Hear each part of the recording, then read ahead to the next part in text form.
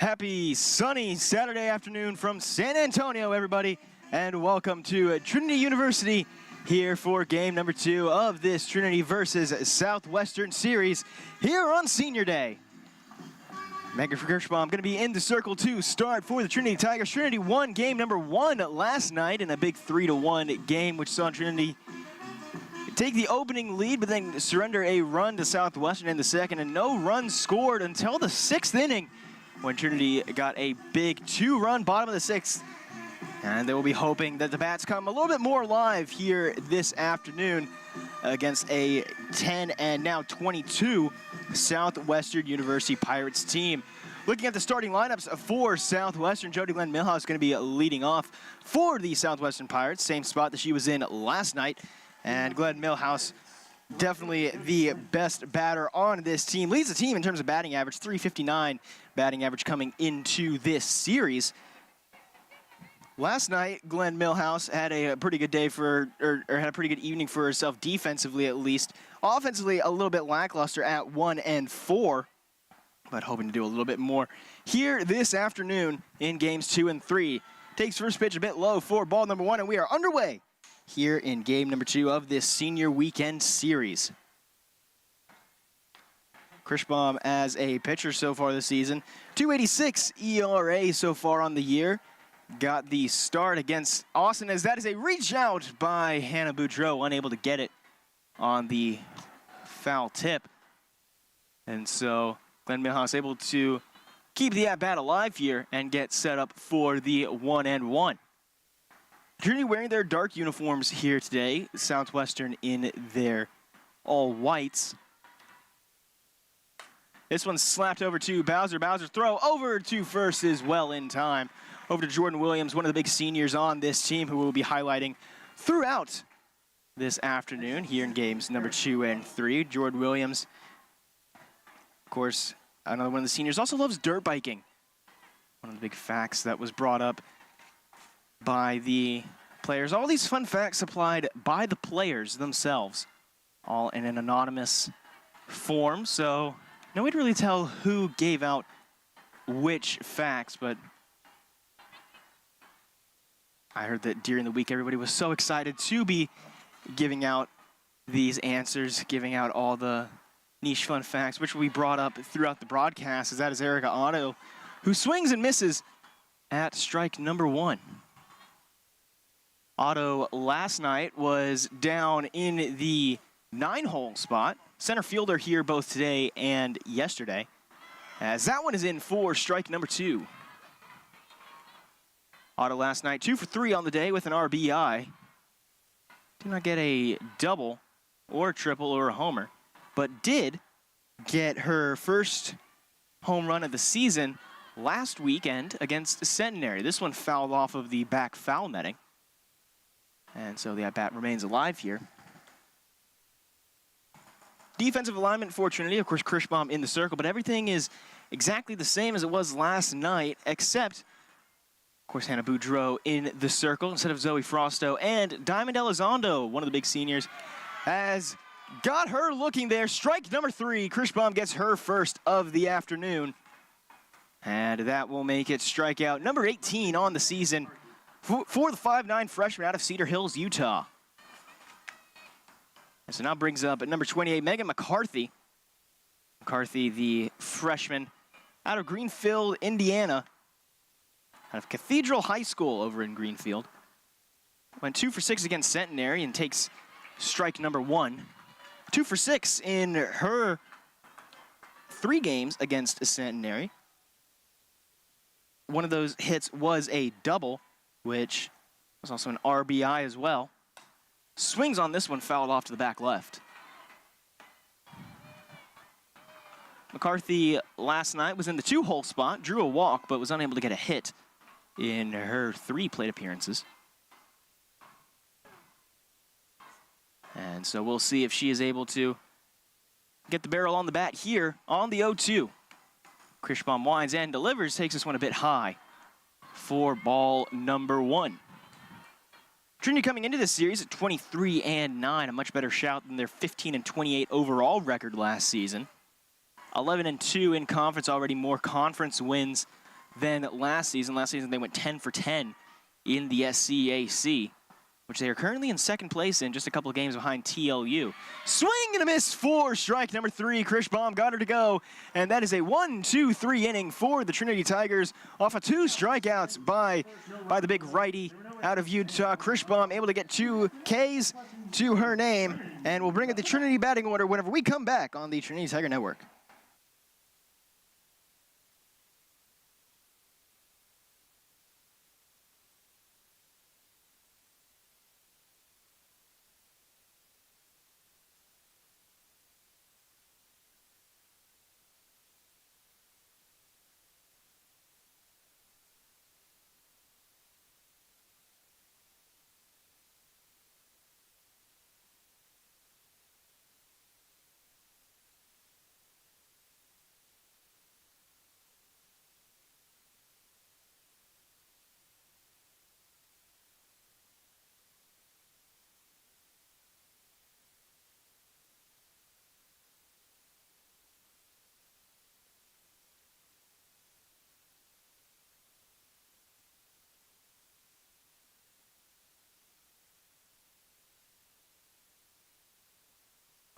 Getting ready here for the bottom of the first inning. We're going to take a run through the Trinity batting order. Leading off is going to be Samantha Tagawa in her traditional lead-off spot.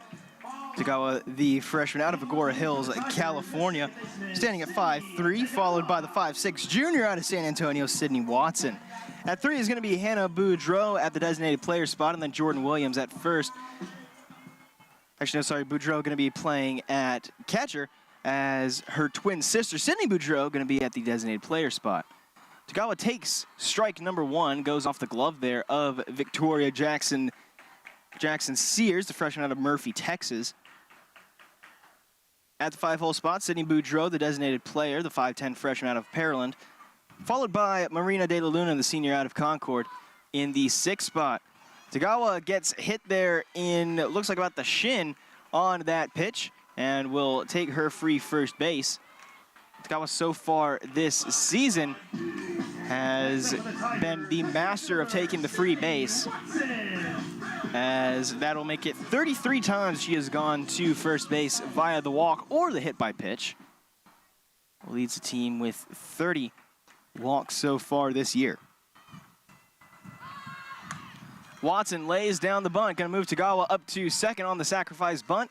Same play that we saw at the start of game number 1 last night. And Sydney Watson leads the team in that category with 8 sack hits going into this series. Last night, she had 1 as well, so that'll be her 10th sacrifice of the season so far. And brings up Hannah Boudreau. Boudreau, the 5'7" freshman out of Pearland, Texas, Shadow Creek High School, down in the Houston area. 411 batting average coming into this series, the 5th best season average in Trinity history. Of course, as a freshman, that is also her career line.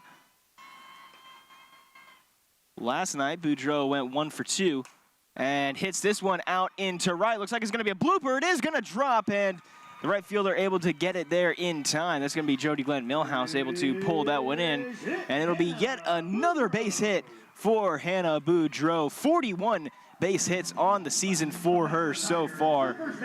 A very, very impressive number, and brings up the senior, Jordan Williams, as we're going to get a circle meeting very early here. Jordan Williams, of course, one of the big seniors on this team, and the all-time career walks leader for Trinity University here, broke that record earlier this season, over the spring break. A big fan of dirt biking, of course, also a big fan of strawberries as well. Loves everything strawberry flavored, and she's able to have a good game here. Could be going and getting some strawberry ice cream after this is all over with. Heads over to third base, talks with Samantha Tagawa there for a little bit before coming on back. And we'll continue through the batting lineup. At 7 is going to be Peyton Bowser, the junior out of Arvada, Colorado. At 8, we will see Diamond Elizondo getting one of her first appearances so far this season. Only 8 appearances so far this year. as Boudreau goes for it, cut off, and it is off of the glove. Tagawa's going to slide in to score, and so the double steal works to perfection as Trinity taking the 1-0 lead early. Boudreau, typically not a big base stealing threat, only one attempt so far this season. That one attempt was a stolen base, however, and that'll make her 2 for 2 on the season so far as the cutoff just went off the glove there. It was number 2 who was there active in the cutoff, so that would be Daniela Clark, the second baseman, who made that cutoff and was unable to pull it in time. This one is in for strike number 1.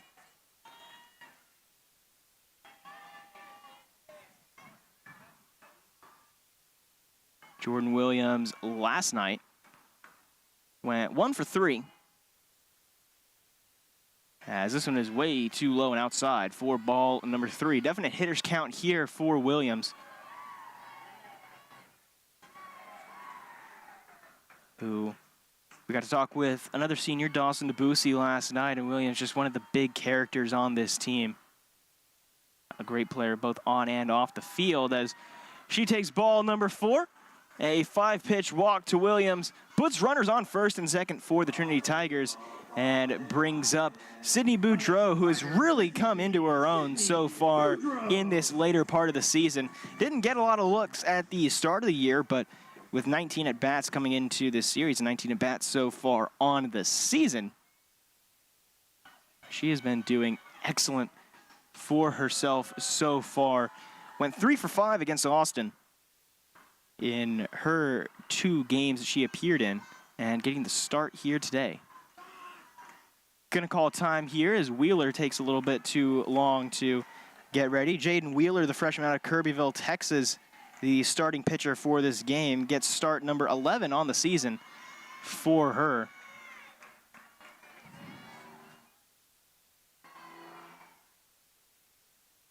Wheeler so far this year coming into this game with a 5.53 ERA. Swing and a miss for strike number 1.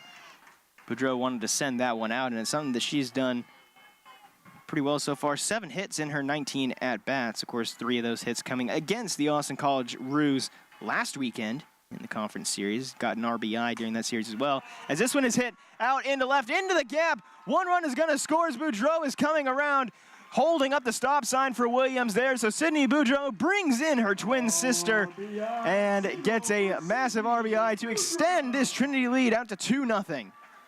Incredible job there by the freshman as Hannah Boudreau comes in. Jordan Williams moves over to third, and Sydney Boudreau will be on first as we see Marina De La Luna coming up to bat. As Alexis Lynn coming out to talk with Wheeler here. And it looks like that's going to be all she wrote for Wheeler. As now we see a new face coming in out of the bullpen. It's going to be number 25, Madison Vila. Vila, the junior out of Odom, Texas, and Odom High School.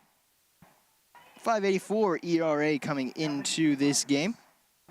2.14 whip and a 1-9 record on the season so far. Wheeler is done after just 1 out here in the bottom of the first inning. We're going to take a quick break here on the Trinity Tiger Network as Vila gets warmed up, and we will be right back here from San Antonio.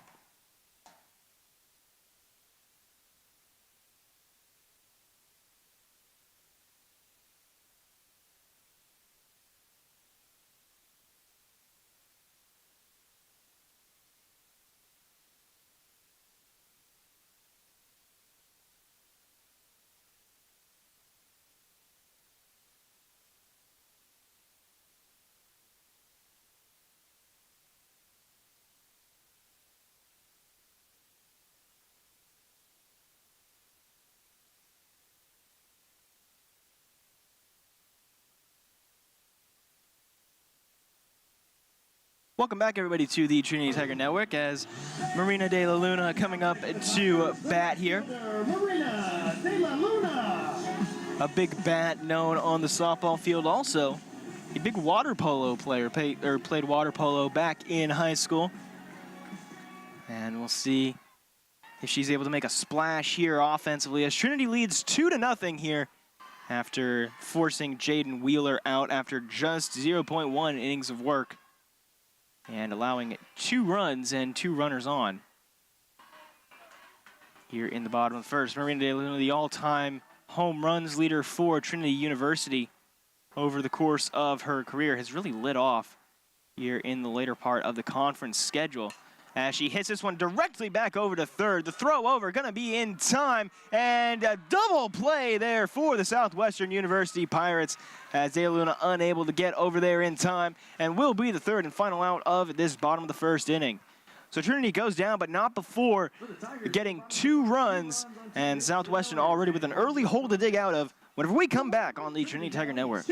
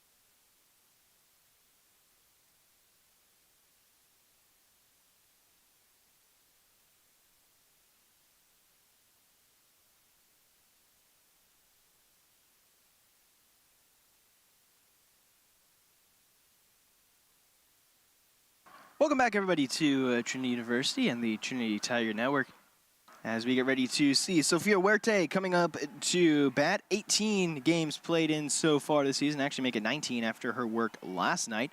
205 average coming into this series, went 1-4 against Centenary, and last night Huerte went 2 for 3, so pretty good number for her as this one is just off the top of the glove there of Boudreaux, having to go around and get it, and will make it ball number 1. Huerte also the lone run scored by Southwestern last night. Southwestern had 9 hits, just unable to capitalize on them as they only scored 1 run during the 3-1 loss. Kirschbaum able to get this one in for strike number 1. And Kirschbaum, one of 4 redheads on this team, joined by Angela Baltzel, as well as Carson Lee and also Abigail Miller. Lee and Miller not playing in this one. Miller done for the season before it even started after a labrum tear in the fall, and Lee got a pinch hit appearance last night. We'll see if she gets an appearance here today. This one a bit high, or this one in for strike number 2 as the count evens up at 2-2. This one swung on and fouled off back to the right-hand side. And bounces in for Williams to throw back over. Trinity University so far this season, very impressive 10-2 record in conference, 18-8 at home. As this one's just a bit too high for ball number 3. So count moves to full on the 3-2. And a neutral count here. We'll see where Kirschbaum decides to go with. Wind and delivers. And just a bit outside for ball number 4. So Kirschbaum issues her first walk today. First runner allowed on so far today for Kirschbaum. And brings up Victoria Jackson Sears, a freshman out of Plano East Senior High in Murphy, Texas. Went 3 for 4 against Centenary in her 1 appearance. And playing catcher here today. This one swung on and fouled off to the right-hand side once again. Kirschbaum, one of the big fireball pitchers on this team, one of the big reasons why Coach Wittenauer is so is so happy to have her on this team. A big velocity type pitcher and able to help Trinity and kind of get Southwestern a little bit behind on some of the pitches. This one hit very weakly into the infield and thrown over to first in time for out number 1 here in this inning. Meanwhile, the runner Huerte moves up to second. Next up, second baseman, Daniela Clark. And now brings up Daniela Clark, the freshman out of San Antonio, Texas. Started last night, went 3 for 10 against Centenary, 295 average coming into this series.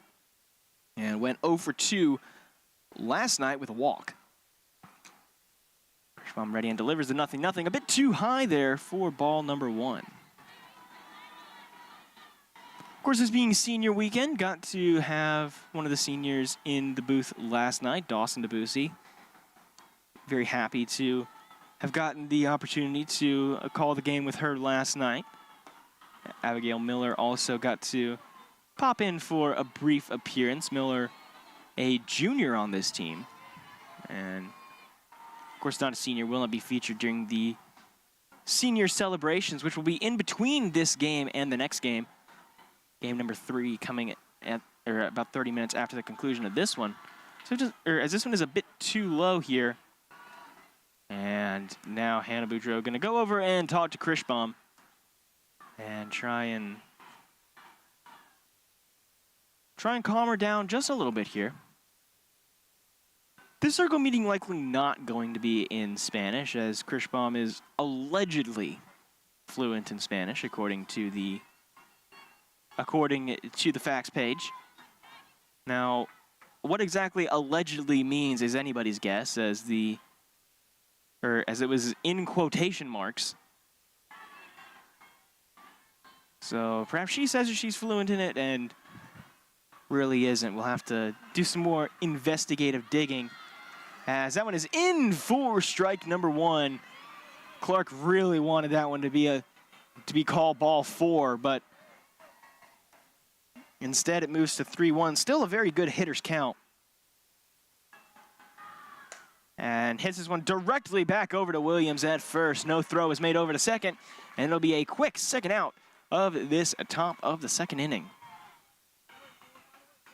Trinity took the early lead last night in game number 1 before Southwestern tied it back up in the top of the second. And then no runs were scored between the top of the second and the bottom of the 6th whenever Trinity scored 2 runs in that inning, eventually taking a 2-run lead that they held through the final half inning of work to claim the victory as they won 3-1 against the Pirates. Southwestern has not been swept so far in the conference schedule, and they haven't swept an opponent either. It's very impressive whenever you take into account that they have already faced some of the top dogs in the standings, including TLU and St. Thomas. Kirschbaum just a bit too high there on the second pitch and makes it ball number 2. So 2-0 count coming up here for the batter, Brooke Yanta. Swing and a miss for strike number 1. Yanta playing third base here today. Got the start last night and went 1 for 3 with 2 strikeouts on the evening. Swung on, hit over to third. Bowser unable to get it in. Gonna hold up the stop sign, so no runners are going to go home or go to second. And now runners on the corners here for Kirschbaum and the battery of Kirschbaum and Boudreau, and brings up Cadence Garza. Garza batting 161 on the season so far, 0 for 3 against Centenary in her single appearance against the ladies. This one hit over into right and foul.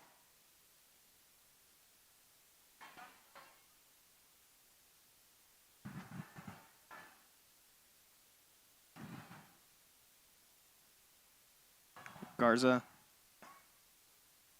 coming out of San Antonio, Texas, another San Antonio student, as the runner is going to go and the throw not in time. Meanwhile, checking the runner over at third Huerte decided not to go for it.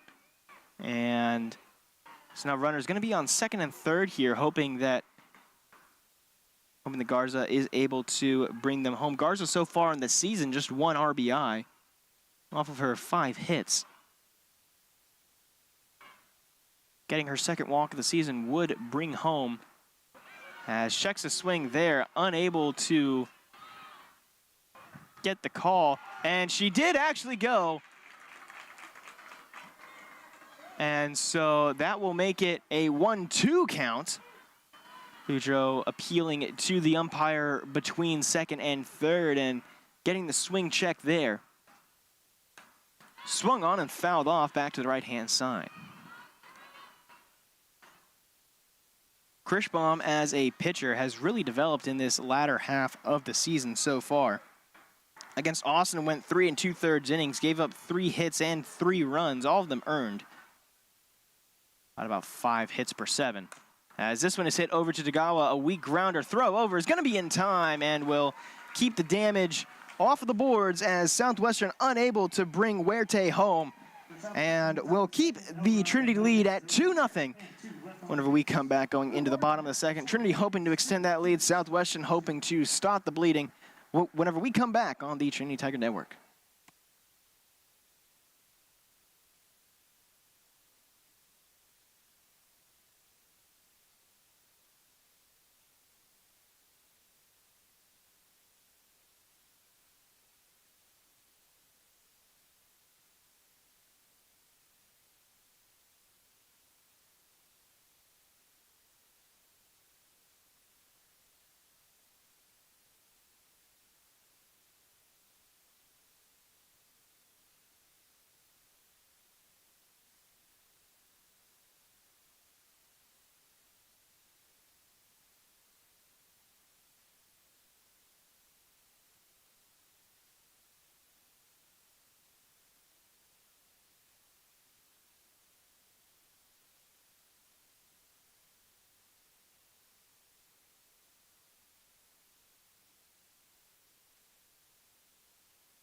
Welcome back, everybody, to the Trinity Tiger Network as we get a look at Peyton Bowser coming up to the plate for the first time here today. Bowser, the junior out of Arvada, California, West High School, where she came out of, as Vila delivers here on the 0-0. Managed to get it to 0-1 on the nice little off-speed pitch.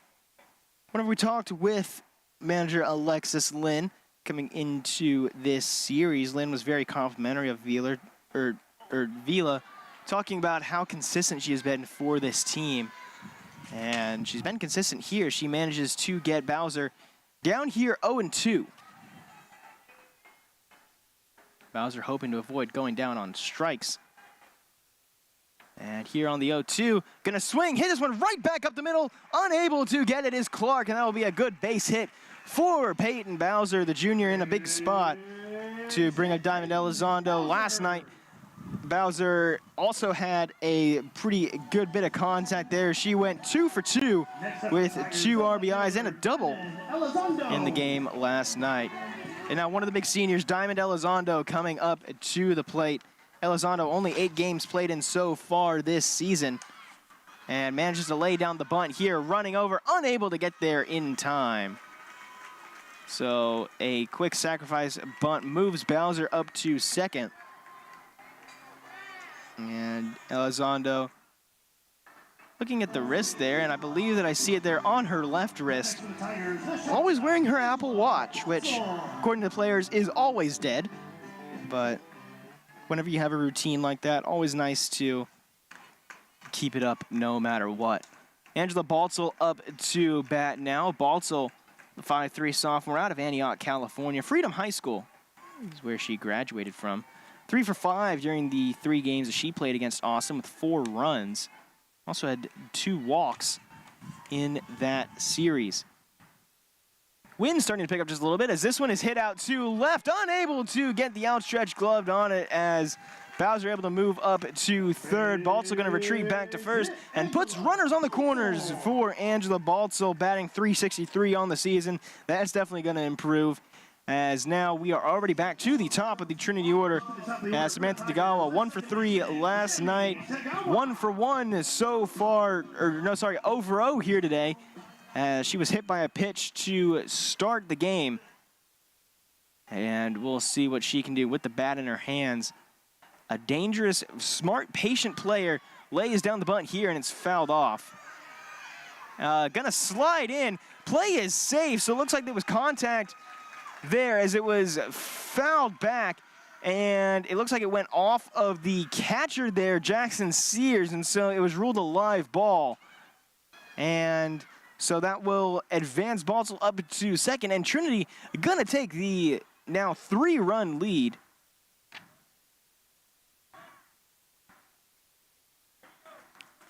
Some communication here between Lynn and the umpires here. And looks like they are going to credit it as strike number 1, so scoreboard update there had to be made. Takes this one here for ball number 1. Tagawa, we know what she can do in terms of being a patient batter. Likes to look at a lot of early pitches. As this one is a bit inside. Looks like it just clipped that inside top corner there of the zone. And we'll make it a 1-2 count for the freshman. Not only does she have the most walks on the team, she also is very close to the top in terms of her RBI total as well. 20 RBI on the season so far. 29 is the season high. That being held by Hannah Boudreau, who we might be seeing coming up in just a couple of batters if Tagawa is able to stay alive. Tagawa here on the 1-2. Takes this one well outside for ball number 2. It's something that she does very, very well. She is very aware of where the zone is and able to make pitchers really work to strike her out. Only 5 strikeouts so far, actually 6 strikeouts on the season as this one is fouled off. 6 strikeouts on the season for Tagawa, and most of them have been borderline pitches at the edges of the zone. Not a lot of swinging strikeouts. Tagawa, a master of making contact. And also a big speed threat. She gets ready here on the 2-2, just a bit too far outside, so count moves up to full. Seville, after managing to get Tagawa down 0-1 and then 1-2, now loads the count at 3-2. Tagawa gonna show bunt before pulling back. Swings on this one, hit out to right side. Fielder coming up to it, and Glenn Millhouse able to get it in time. Keeps Baltzell from moving up to third. And so the pop out not able to work entirely, as now walking up to the tune of Bill Nye the Science Guy, Sydney Watson coming up to the plate. Of course, science makes sense as she is going to school to be a dentist after her time here at Trinity. Swings at this one and fouls it off. There was a big debate last night between Dawson Debussy and Abigail Miller about whether or not dentist school is in fact medical school. A good little debate there that I'm not sure if it'll carry over into today or not. Vila delivers on the 0-1, just a bit too far outside, so the count moves back to even at 1-1. 2 outs here in the bottom of the second inning. Watson with a runner on second. And the ball gets away there from Jackson Sears and allows Baltzell to move up to third. A little bit of contact there between the catcher and home plate umpire. And so will be marked down as a wild pitch. And puts a runner just 60 feet away here for Watson. Swings on it directly back over to Vila. The underhand toss to first is in time. And that will be the end of the bottom of the second inning. But Trinity extending their lead here with 1 run in the bottom of the second. And whenever we come back, we'll see what Southwestern is able to do in response whenever we come back on the Trinity Tiger Network.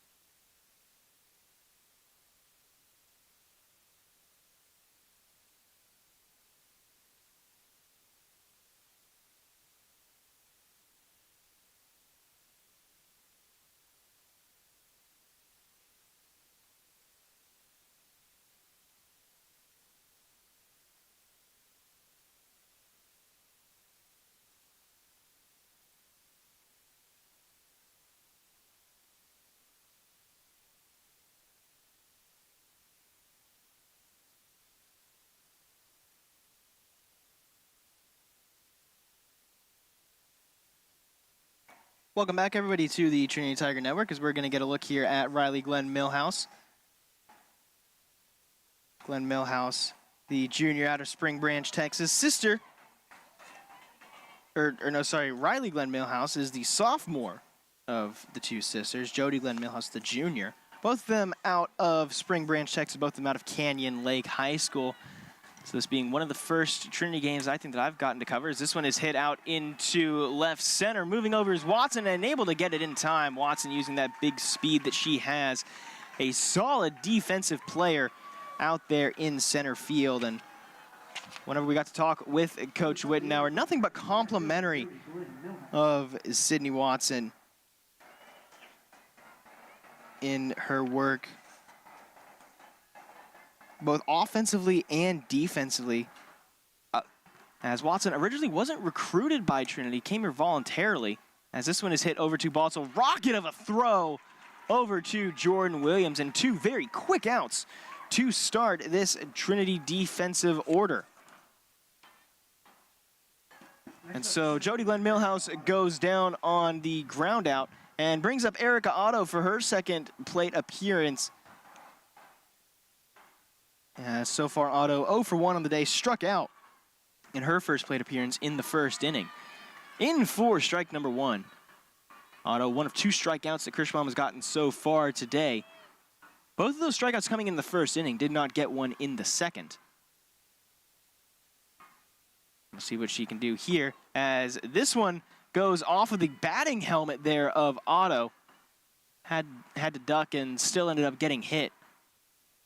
And so that'll move the runner 60 feet up to first and brings up Megan McCarthy. McCarthy, the first baseman, also struck out in the first inning. And so we'll see what McCarthy is able to do. Again, 0 for 1 so far on the day. Swings on the first pitch that she sees. Watson moving over for it and able to reach up and grab it for the third and final out. So the Trinity defense able to stay strong and makes it a 1-2-4 inning for Kirschbaum and the defense. And we'll bring the Trinity batting order right back up whenever we come back on the Trinity Tiger Network.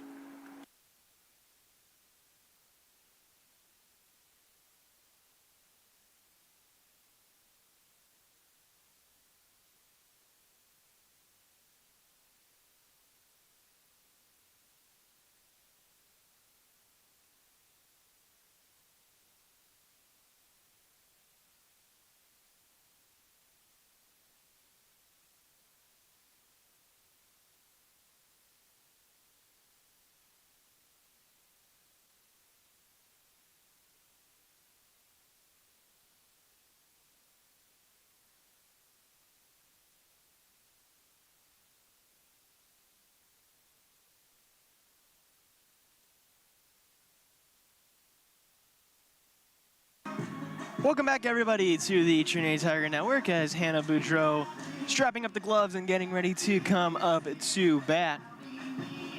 Boudreau so far 1 for 1 on the day, got a single in the first inning, and eventually was brought home for a run. We'll see what she's able to do here. Swings on the first pitch she sees, fouled off to the right-hand side. Boudreau, a very calm batter in big situations. She got the walk-off base hit against George Fox earlier on in the series, earlier on in the season, whenever Trinity won that game, 14-13 in the, I believe it was the 8th inning, up in Southwestern, whenever George Fox was playing a 3-game split series.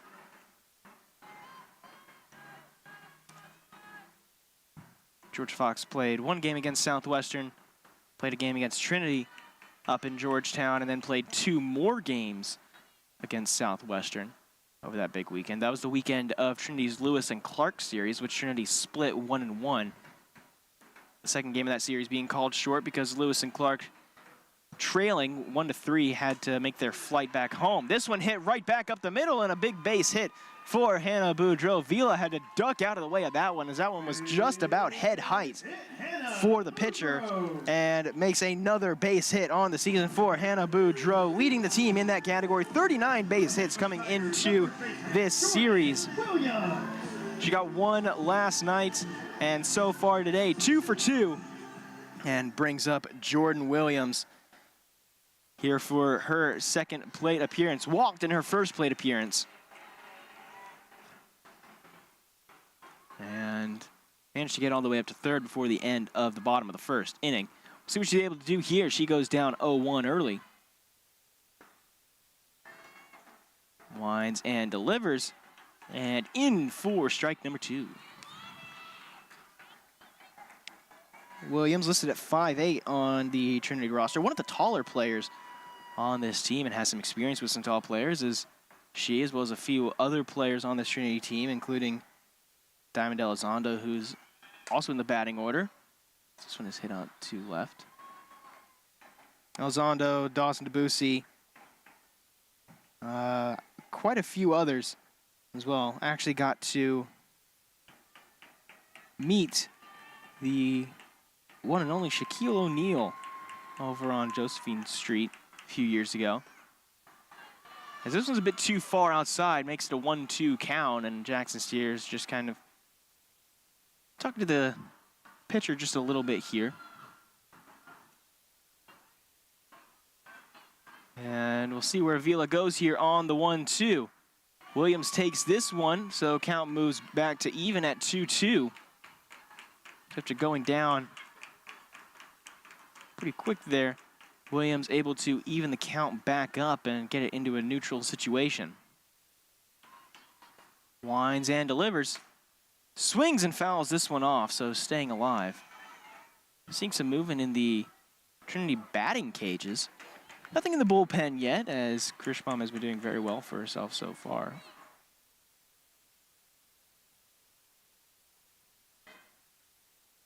Looks like it's Carson Lee out there taking some hacks. As called strike 3 at the bottom of the zone. Jordan Williams thought that it was going to be ball number 3, but instead it is strike number 3.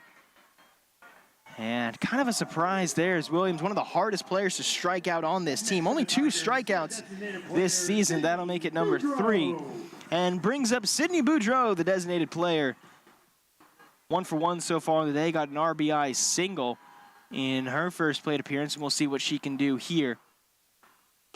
As this one is in for ball number 1. Sydney Boudreau along with Hannah Boudreau, the twin sisters. Both of them are Community Emergency Response Team certified. So very handy in emergency situations. This one is hit directly back over to third base. Diving over, the throw is off the mark, but Boudreau not gonna make a run over. And so that over there at third base was, I believe, yes it was Brooke Yonta, the one who made that big dive. And it brings up Marina De La Luna, the big 5'9" senior out of Concord, California. Concord High School. The school that brought Marina to us here. And it goes down 0-1 after grounding into a double play in her first plate appearance earlier on in the game. 0-1 count here with 2 outs. Hits this one directly back over to short. It gets through the glove of the shortstop. And off of the air, De La Luna will advance to put 2 runners on here. Runners on second and first. Batting next for the Tigers, the third baseman, Peyton De La Luna going to make sure to write that down in one of her many spreadsheets that she has. A big fan of spreadsheets, according to the team. And now brings up Peyton Bowser, the junior out of Arvada, Colorado, once again. This one hit over into left end foul off of the netting. Going to stay in the field as it does not go into the trees. That foul netting in left stretching a lot higher than I thought that it did after. Kind of gets obscured by the trees a little bit. Bowser 1 for 1 on the day so far, hit a single up the middle in the second inning and was eventually brought home to be the only run of the second inning, as once again, a bit early on that one, fouls it off. That one ending up somewhere in the trees. Didn't see where it fell, so it might still be up there.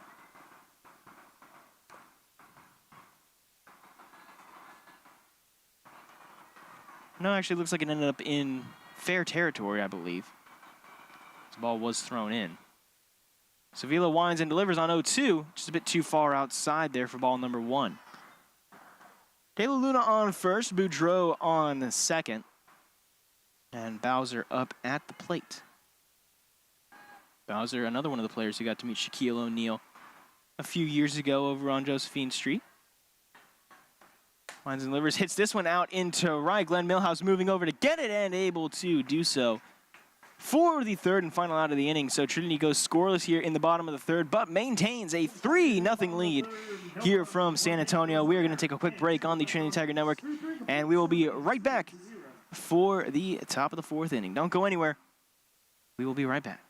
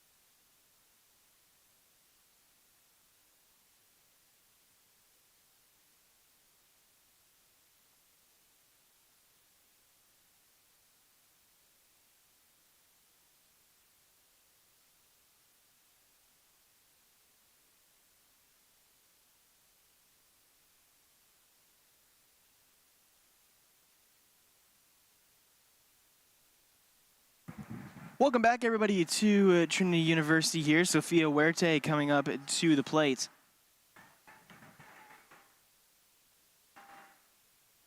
Huerte so far today playing the designated player role instead of the two-way pitcher player role that she played last night.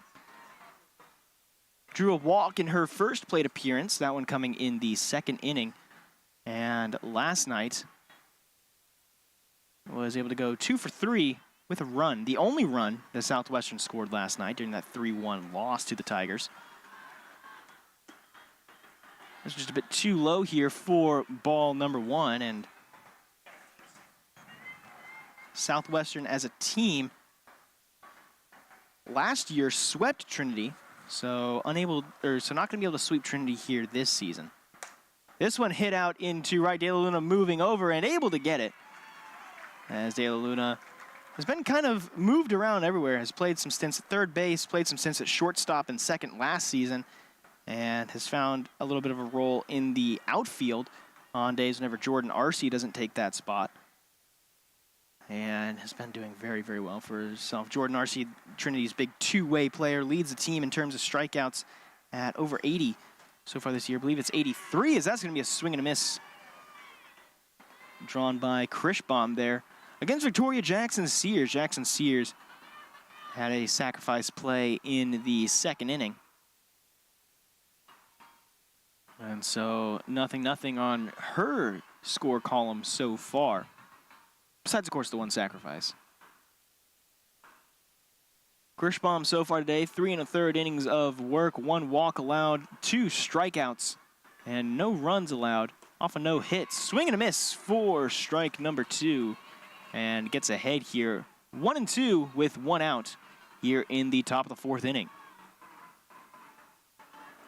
Victoria Jackson Sears did not play last night, so this is her first action of the weekend. Hits this one over into the hole in left, and will be the first base hit of the day for Southwestern, who got 9 last night.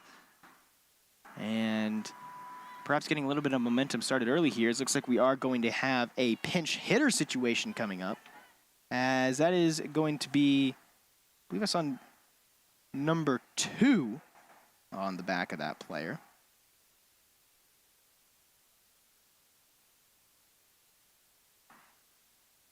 And next up, the second baseman, Daniela Clark. Daniela Clark coming up to bat, and it's going to be a pinch runner, actually, as it's going to be number 22, Reagan Stange. As this one is hit right back up the middle, Stange, the pinch runner, moves up to second. So 2 straight hits for the Southwestern University Pirates, as Daniela Clark goes 1 for 2 on the day after lining out in her first plate appearance in the second inning. And now brings up Brooke Yonta. Yonta, the third baseman, 0 for 1 so far on the day for her as well. Reached on an error in the second inning. That error credited to Peyton Bowser, and the first error of the day. 1 error for each team so far.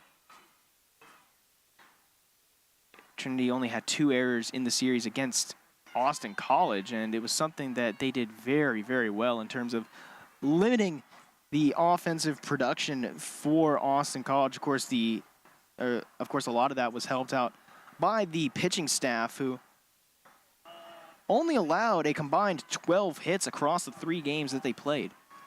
All ones on that top row here, 1-1 count, as well with 1 out, and able to get it in for strike number 2. So 2 runners on. Stange on second, Clark on first, and Brooke Yonta up to bat. Yonta so far this season, 288 average. We'll see if she can improve that here on the 1-2. Hits one out in the left. Elizondo going back, and it's going to be foul. Could have been dangerous there as it goes into the gap between, actually looks like it went over the fence there and ends up in the Trinity bullpen. So Yonta just about, let's say, 10, 15 feet to the left of being the 4th home run of the season for her. Actually leads the team in that category. The big power bat coming out of Goliad, Texas. The senior, this is not her senior series, as Southwestern still has at least 1 more series at home. Actually does have exactly 1 more series at home, as they go on the road to face Dallas up in Irving before playing their final series of the season at home against the Austin College Roos. Krishbaum delivers, swing and a miss for strike number 3. Krishbaum gets her 3rd on the swinging miss and gets the 2nd out of the inning to now get rid of the sacrifice play and bring up Cadence Garza here with a lot of work to do. The left fielder, listed as pitcher on the roster, went 0 for 3 against Centenary, and Garza did not appear last night. In for strike number 1 here, and so Garza finds himself going down 0-1. Playing in left field here today, listed as a pitcher on the roster, 1 of 10 pitchers that Southwestern has at their disposal, as this one is fouled off to the right, almost hitting Riley Glenn Millhouse there in the back of the helmet. Glenn Millhouse on deck. Jody Glenn Millhouse in the hole.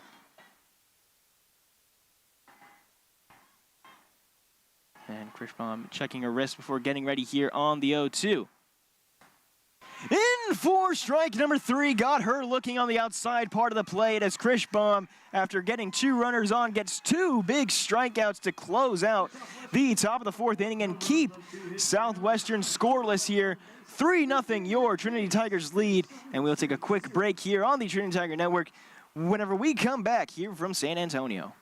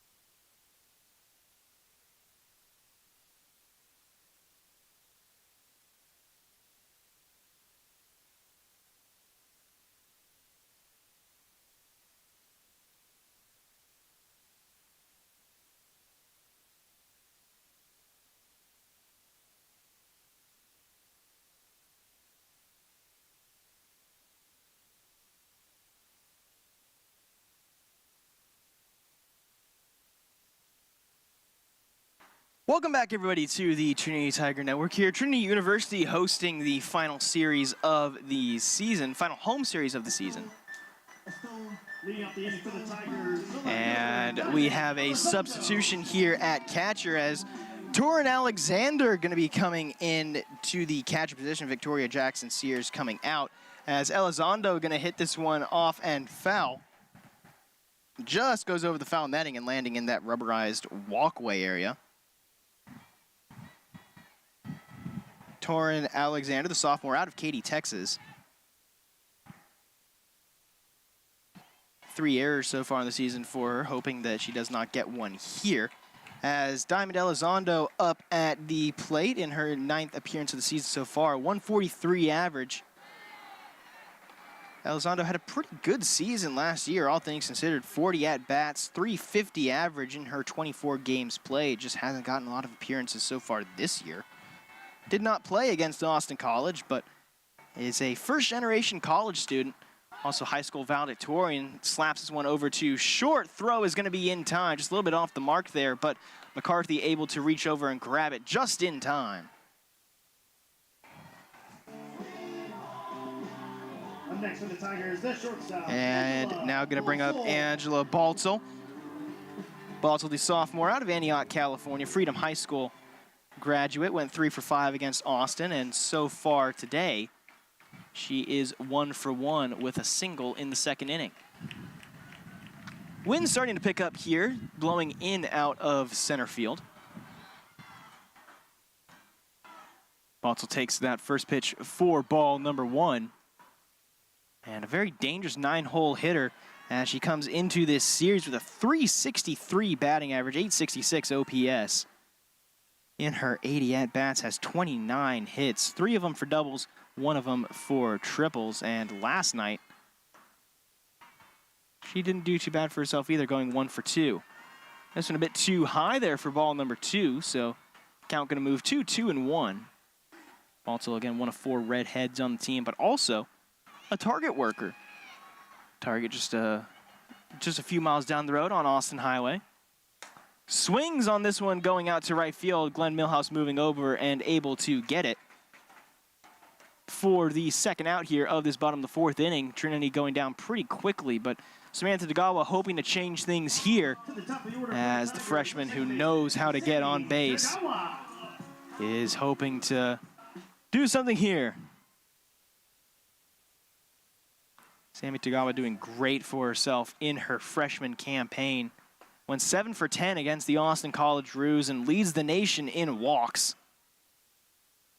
And the Austin College series was great for Trinity as they had 37 hits that accounted for 23 runs over the 3 games. This one is in for, no, sorry, just a bit outside, sorry, for ball number 1.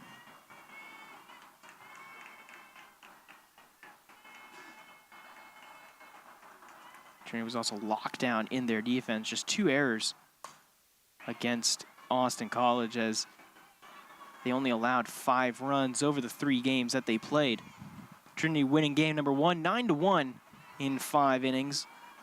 3-1 in game number 2 as things kind of slowed down there in the 2nd game of the day. And then finally, during the Sunday game, Trinity able to get a massive 11-3 victory in 6 innings with a walk-off third baseman interference call. Not something that you see every day.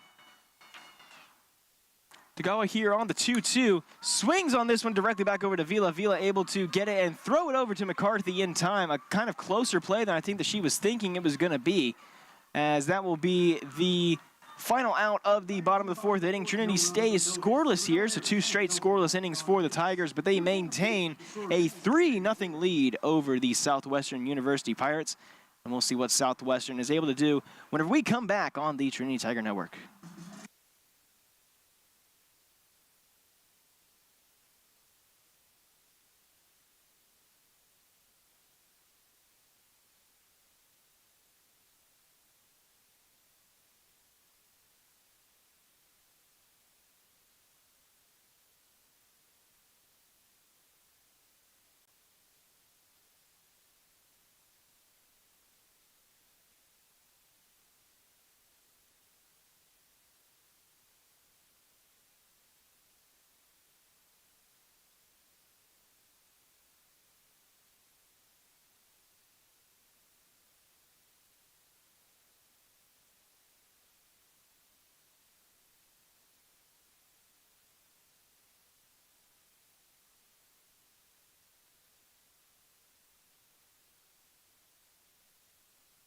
Welcome back, everybody, to Trinity University and the Trinity Tiger Network. Caleb Reed here with you solo today.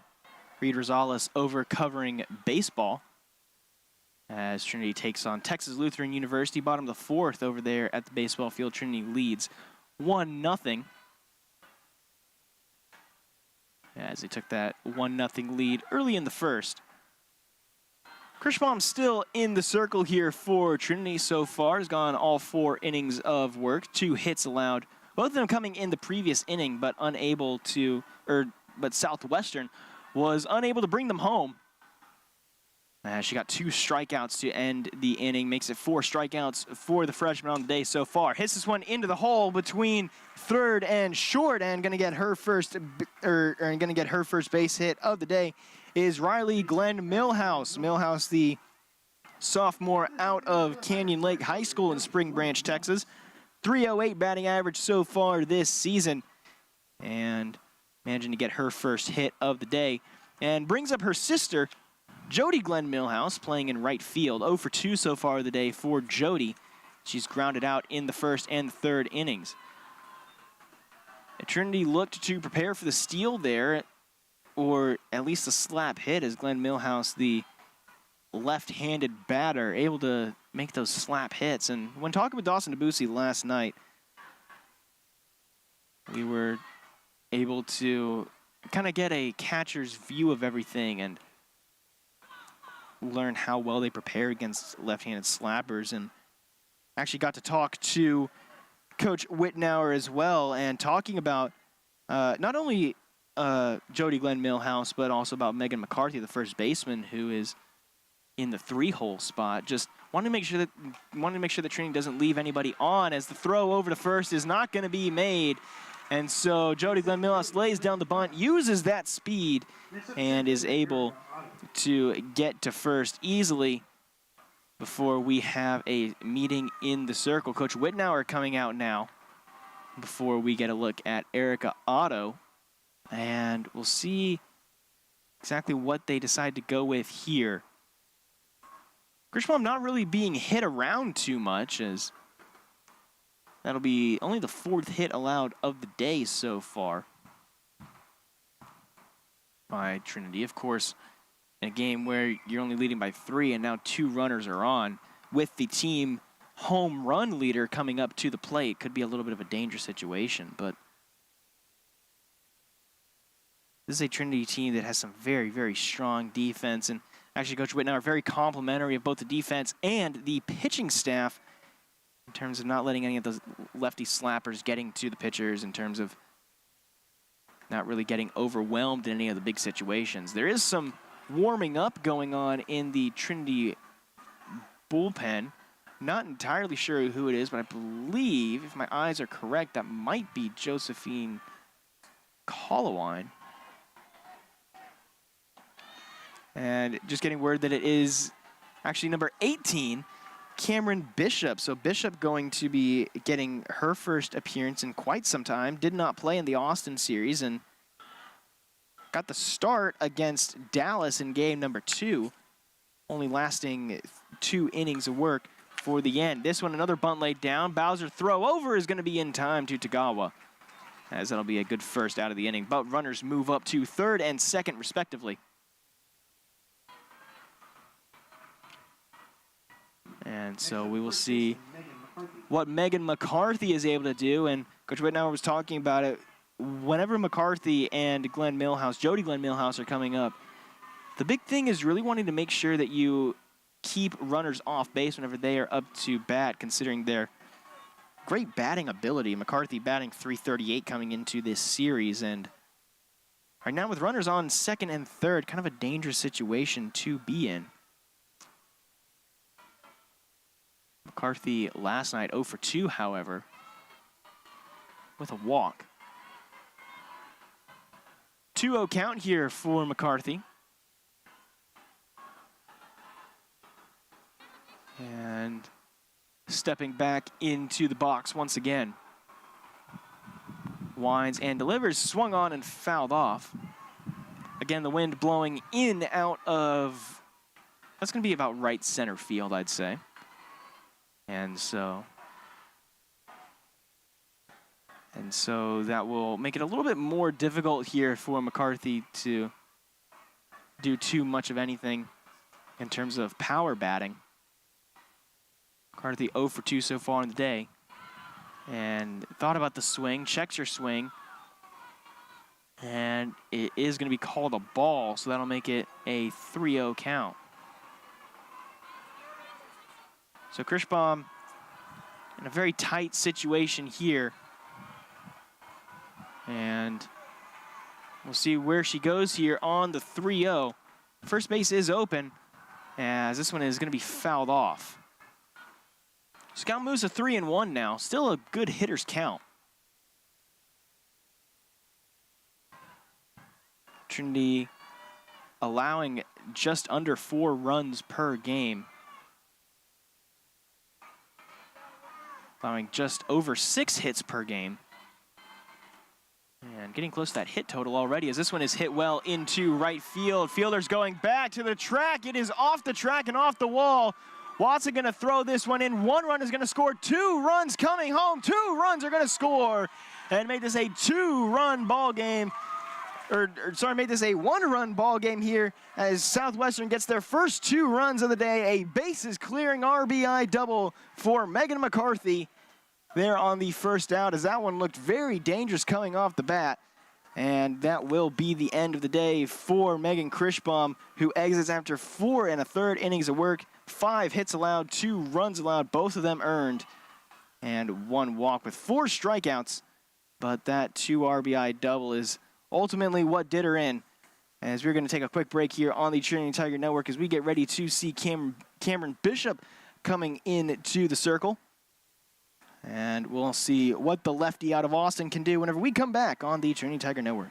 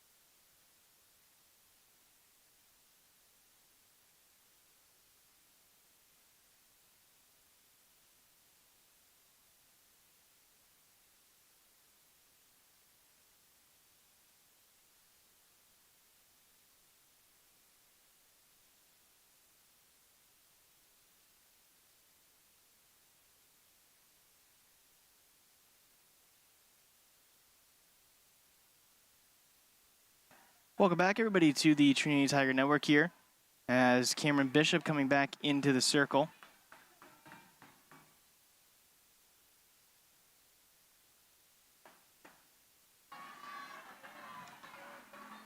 First pitch just a bit outside there for ball number 1. Bishop, the lone lefty on this Trinity roster, coming into this game, a 3.29 ERA, 128 WHIP in her 5-2 record. 15 appearances so far in the season, 8 of them being starts. And her last start coming in game number 2 on the road at the University of Dallas. In a conference matchup. Only lasted 2 innings, 2 hits allowed, and 1 run.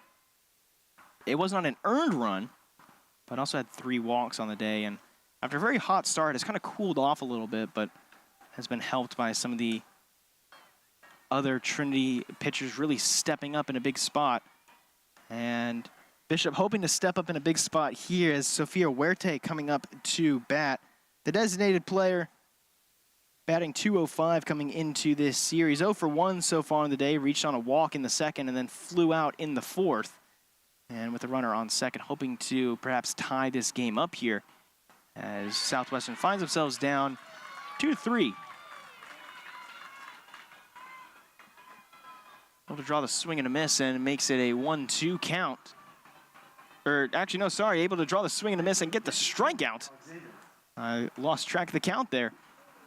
And so that'll be the first strikeout of the day for Bishop. Bishop going to be getting strikeout number 35 on the season.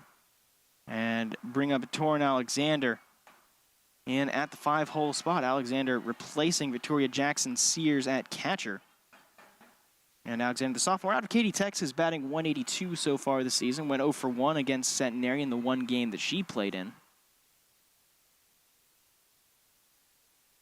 And finds herself ahead 1-0 with 2 outs.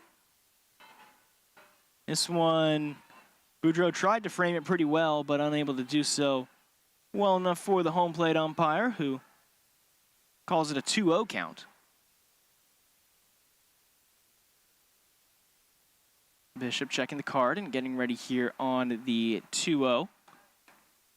High inside on Alexander for ball number 3.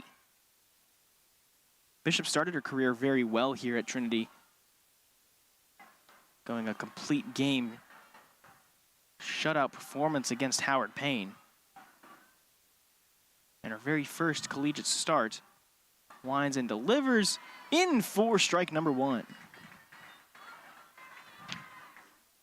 Bishop, of course, the only lefty on the team, but it's also a big sea turtle fan, as she can name all 7 types of sea turtles.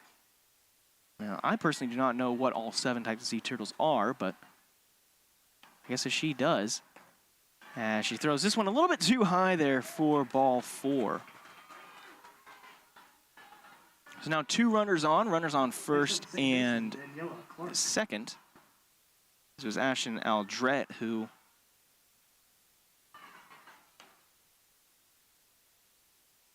is pinch running for Megan McCarthy. And now brings up Daniela Clark, the freshman who's 1 for 2 on the day so far. Hit a single up the middle in her second plate appearance. That one coming in the 4th, lined out in her first plate appearance in the 2nd. In for strike number 1, so 0-1 count here with 2 outs and 2 runners on. Southwestern already scored 2 runs here in the top of the 5th inning. We'll see if they can tie this game up, as this one is fouled off to the right-hand side, and Clark goes down 0-2. Clark went 0 for 2 with a walk last night in game number 1. And Clark playing second base here, a good defensive player for sure. And offensively, she is very strong. Just didn't have a good performance in game number 1. Bishop throws the 3rd pitch of the at-bat a bit high there for ball number 1. As even though the flag isn't blowing there in the background of your screen, it is still blowing. Looks like it just got whipped around the flagpole a little bit.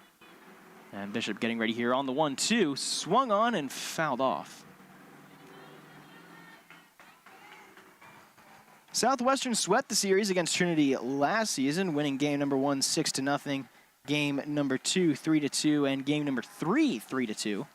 All of those games being on the road, of course, as the home and home series split works. Southwestern playing here in San Antonio this year, last year playing in Georgetown, as this one is hit over to Tagawa. Tagawa unable to reach out in time. 1 run is going to come to score as the windmill is up at 3rd. Sliding into 3rd is Alexander, as Southwestern ties this game up with 3 runs in the top of the 5th inning. And Southwestern really pouring on the hits now. That is going to be base hit number 6 on the game so far, as Clark getting the RBI single. Make that RBI number 7 on the year for her, as she went 3 for 10 against Centenary with 3 RBI. And now we'll bring up Brooke Yonta, the 3rd baseman. He's batting .288 coming into this series. In for strike number 1. Bishop as a pitcher. Again, a .329 ERA coming into this game.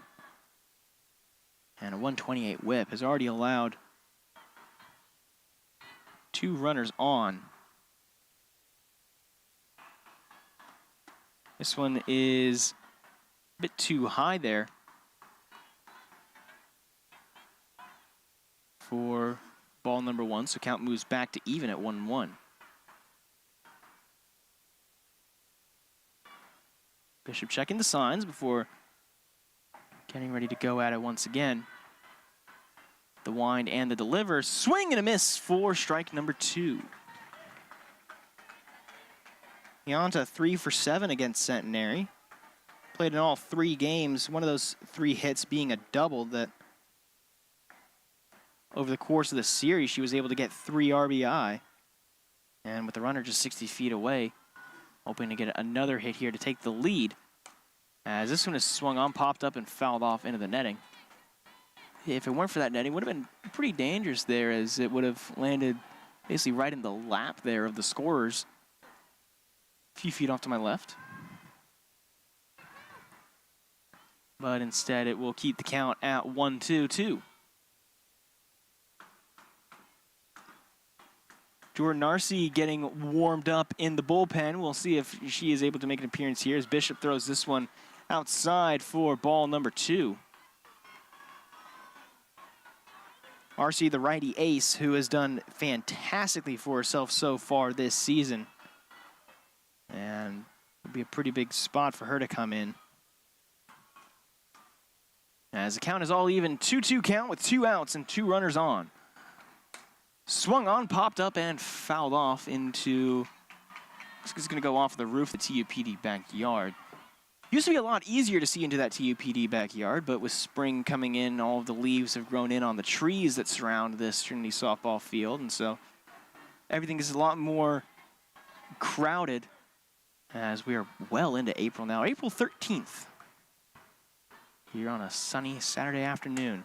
Swung on, popped up into center field. Watson moving over, having to use the sunglasses just a little bit there to track the ball, but able to go up and grab it nonetheless and get the 3rd and final out of the inning as Trinity allows 3 runs to tie this game up. Gonna try and get a hit as we will see what they are able to do with the bats in their hand whenever we come back on the Trinity Tiger Network.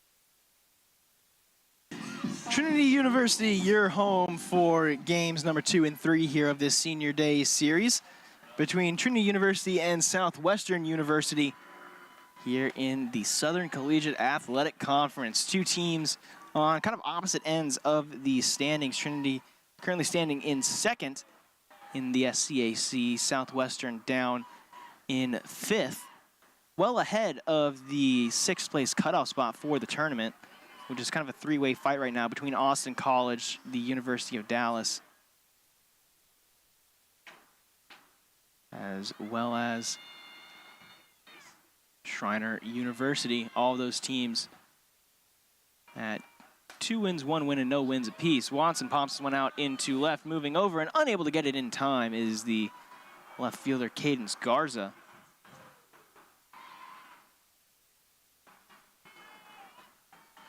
And so Garza unable to get the out in foul territory there. And Watson going to be staying alive. Watson 0 0 for 1 so far in the day. Had a sack, ground out, and then grounded out in the second inning. Watson in the 2-hole spot. Swing and a miss for strike number 3. A very pumped up Torrin Alexander there, congratulating Daniela Vila, who is going to get her second strikeout of the day. Defensive update here, Ashton Aldrett moving over to first base, so McCarthy goes out. And now Hannah Boudreau coming up to the plate. Boudreau 2 for 2 so far on the day. And we'll see what she is able to do. Just a bit outside there for ball number 1. It makes the count 1-0. Boudreau 2 singles so far in the day. Singled in the first and singled in the third. Ran home on that play, or on that hit in the first, and was stranded at second during her hit in the third inning. Trinity has not scored since the bottom of the second inning. They scored 2 runs in the bottom of the first, 1 run in the bottom of the second. And Southwestern scored all 3 of their runs in the top of the 5th inning, which is the opposite side of the inning from where we are right now here in the bottom of the 5th. Boudreau, a .411 average coming into this series, 5 for 10 against Austin, and has played in all 31 games so far this year. Leads the team in so many offensive categories, hoping to continue her fantastic freshman season here. As she looks at ball 3 and getting ready for a 3-1 count. Got her first career homer last weekend, and this would be a pretty big spot to get her second. Swung on, popped up in the infield.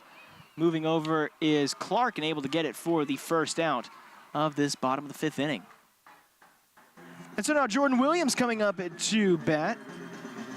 Williams so far today 0 for 1. And hoping to make that one 1 for 2. As Williams walked in her first plate appearance and then struck out looking in the bottom of the 3rd.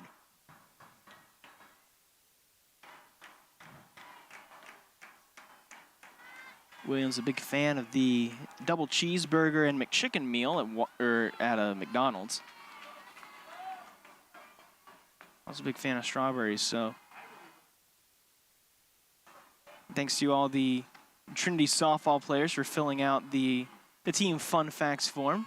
We now know Jordan Williams, or at least the majority of her diet. Likes the McChicken and cheeseburger for protein. We've got the fruits there with her love for strawberries, and now we just need her favorite drink and her favorite vegetable, and then we're pretty much all set. Williams here on the 1-1. Takes this one for strike number 2, a very borderline pitch there on that outside part of the plate. Williams a .367 average on the season so far, which is incredibly high, but not even second best as Tagawa comes into this one with a .393. So a team with talent all up and down the batting order. And a very dangerous one for Daniela Vila to be in. Vila 4 1/3 innings of work so far, 2 strikeouts on the day, 3 hits allowed, but only 1 run has been allowed by the junior out of Odom. This one hit out into the gap in right. This one's going to drop and actually ends up getting bobbled there by Glenn Millhouse before being picked up. And it is going to be another base hit on the season for Jordan Williams to potentially get the party started for Trinity. As looks like now we are going to see a pinch runner coming in.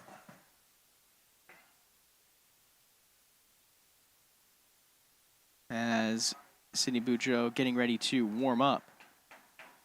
We're going to see Ella Whitaker coming out here. Whitaker, the 5'5" freshman out of Byron Nelson High School in Roanoke, Texas.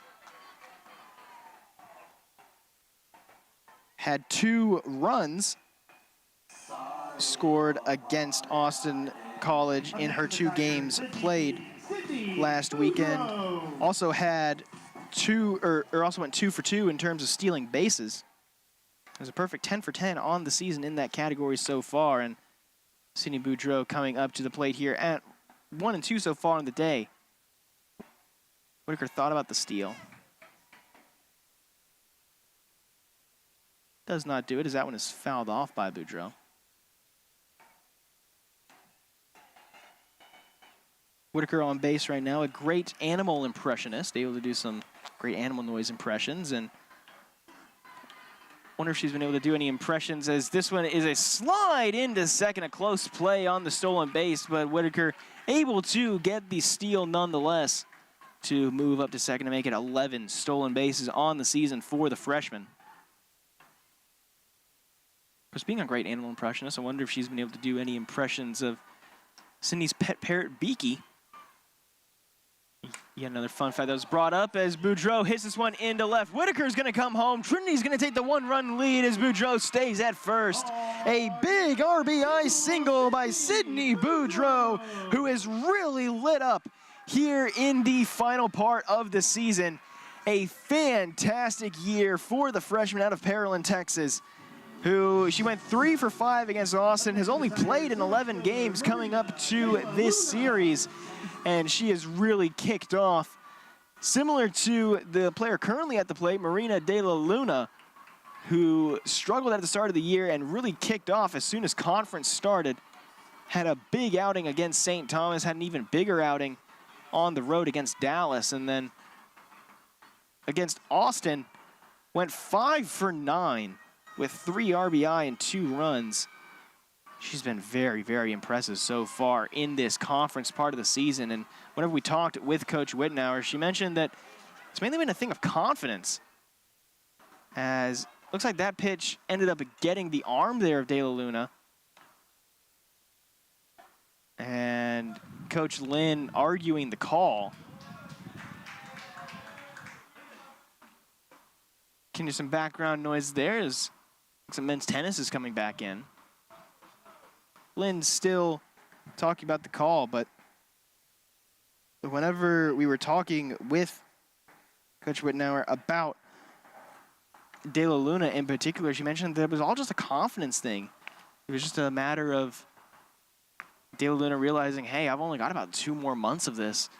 Might as well swing and make it count. And a lot of her outs weren't due to strikeouts. They were due to just hitting it straight to the fielders. And since she's made that mental adjustment, she has really kicked off. And after getting on to first, is going to bring up Peyton Bowser, who is 1 for 2 on the day. Coach Lynn still talking about the call with the home plate official. And looks like everything has been sorted out as Peyton Bowser now coming up to bat. Next for the Tigers, the third baseman. Bowser batting .303 coming into this series. Went 1 for 6 against Austin during the 3 games that she played in, and is 1 for 2 so far in this game. Had a single up the middle in the second and was brought in on a run and flew out in the third. This one fouled off and into the right field foul netting.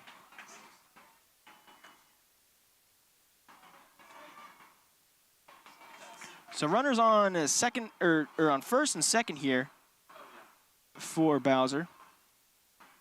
Bowser so far this year, 14 RBI, hoping to make it 15 or 16.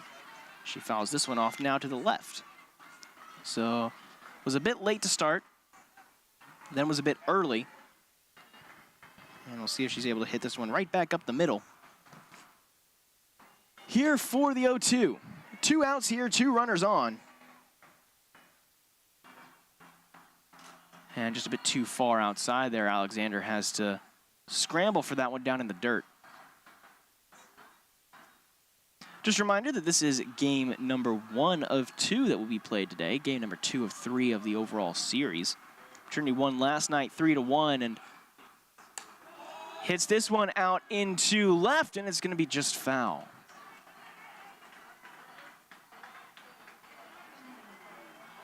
Southwestern has not swept a series, but has not been swept either, which is kind of a little bit opposite of Trinity, who has swept 3 of their 4 conference series so far.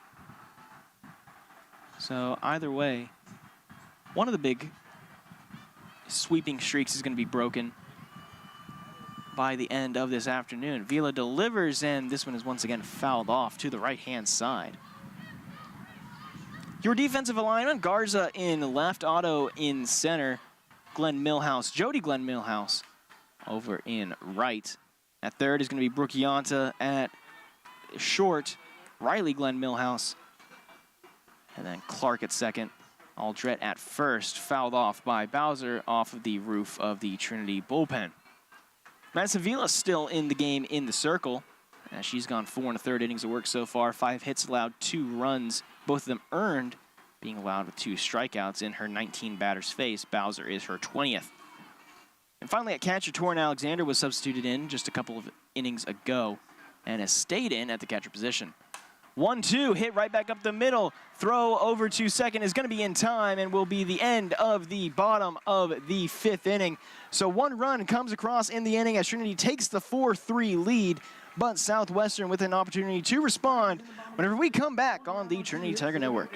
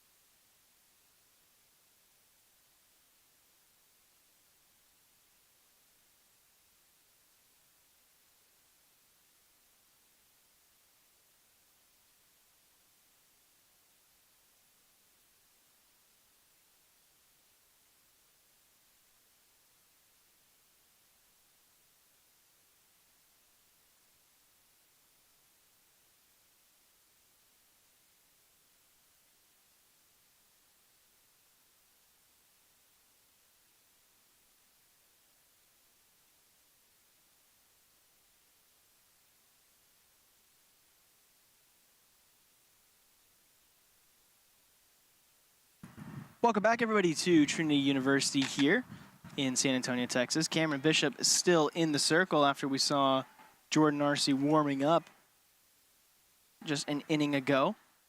Bishop's still in after 2/3 innings of work. This one is hit right back into center field. Watson moving over and able to get it for the first out. So Cadence Garza goes down on 1 pitch, goes 0 for 3 so far in the day, and brings up Riley Glenn Millhouse, who is 1 for 2. And trying to go 2 for 3. Flew out in the 3rd and got a single in the 5th. Bishop delivers, and it's just a bit too far outside for ball number 1. Beautiful day here in San Antonio. Pollen maybe just a little bit high, but beautiful day regardless. As this one is hit over into right and fouled off. Cameron Bishop still in the circle. Apparently a massive fan of Diet Coke. According to the team, drinks the stuff religiously. And, well, we'll perhaps be getting some after this game. We'll see. As on the 1-1, fouls this one off once again. And so we'll make it a 1-2 count. Glenn Millhouse again, 1 for 2 on the day so far. Flew out and got a hit. In game number 1, she went 2 for 3. And also had some good defensive plays as well. However, was also credited with an error. So, a bit of a mixed bag. See if she can unmix that bag on the 1-2. Swung on and fouled off again.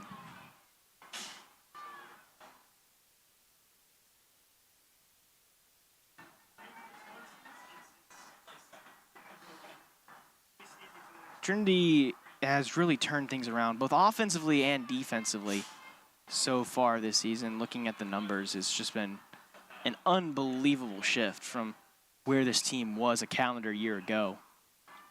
As on the 1-2, Bishop getting ready to deliver. Swung on, hit over to right. Tagawa unable to get there in time. De La Luna going to throw it in, and the play will not be made in time. As Tagawa dove for it, unable to get the outstretched glove on the ball. And gets another base hit for Glenn Millhouse, who goes 2 for 3 in this series as well. Bringing up Jody Glenn Millhouse now.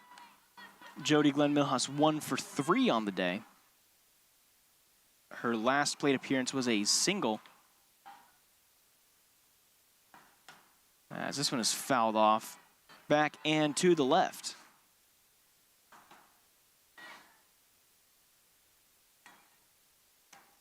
Whenever talking about Jody Glenn Millhouse, Coach Lynn was just nothing but complimentary of everybody on this team, really. And up until this point, of course, Glenn Millhouse being a junior, she hadn't really gotten a lot of playing time, kind of an off and on player, but is very, very aggressive in her leadoff spot. Something that Coach Lynn likes. Kind of the opposite to Trinity's leadoff, Samantha Tagawa, who will be batting third whenever Trinity gets the bats in their hands at the end of this half inning. Millhouse going down 0-1 here. We'll see what she's able to do here on this one. Hits us over to Baltel. The throw over to second is going to be in time, and no throw will be made at first. So 2 outs here in the top of the 6th inning as Glenn Millhouse reaches on the fielder's choice. Riley Glenn Millhouse goes down on the force out at second, and now brings up Erica Otto. Otto, the junior out of Schulenburg, Texas. Schulenburg High School graduate. 3 for 6 against Centenary during the 3 games that she played. And in for strike number 1.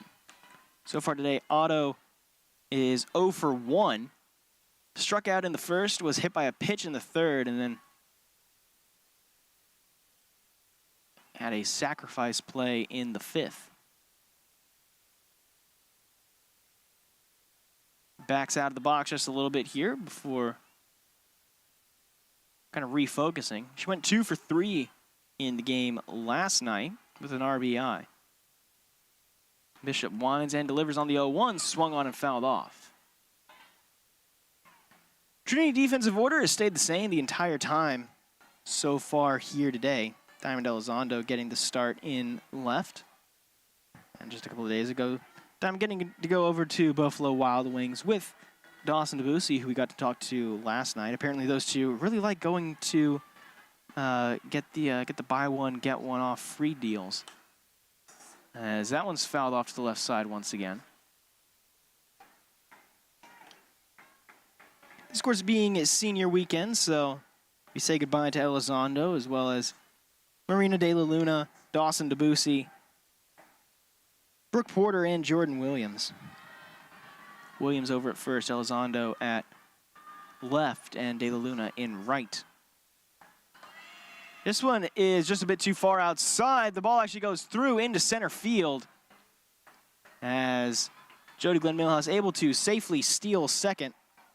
Well, I wouldn't say safely, as it was kind of a risky throw there, almost hit her. She leads the team in terms of stolen bases, both stolen base and stolen base attempts. She's 5 for 6 coming into this series, make that 6 for 7. Or sorry, 7 for 8. She got a stolen base last night as well. Otto down here 1-2 with 2 outs and a runner on second in the top of the 6th inning. Southwestern still trailing 3-4 here behind the Trinity Tigers with Cameron Bishop on the mound. The lefty winds and delivers.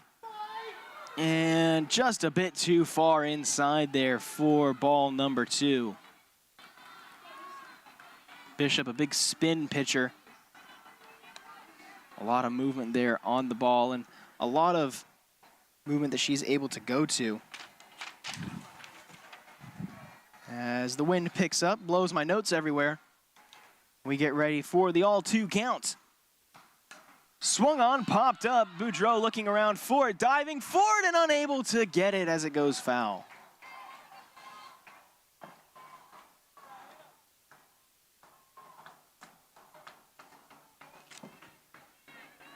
And so that'll mean that Otto is able to stay alive here on the 2-2-2. 2 balls, 2 strikes, and 2 outs with a runner on base number 2. Here in the top of the 6th inning. Bishop checking the wristband once again before getting ready to deliver. And that one is a bit too high there for ball number 3. So Trinity still leading 4-3 over the Southwestern University Pirates. Both of these teams standing at 7 hits and 1 error apiece. Southwestern has left that 1 runner on that Trinity hasn't. And that has been the difference so far, as Trinity has that 1-run lead. Bishop getting the grip ready before delivering on the full count. Swung on and fouled off to the right-hand side. Trinity coming into this series, a 23-9 record so far in the year after winning game number 1.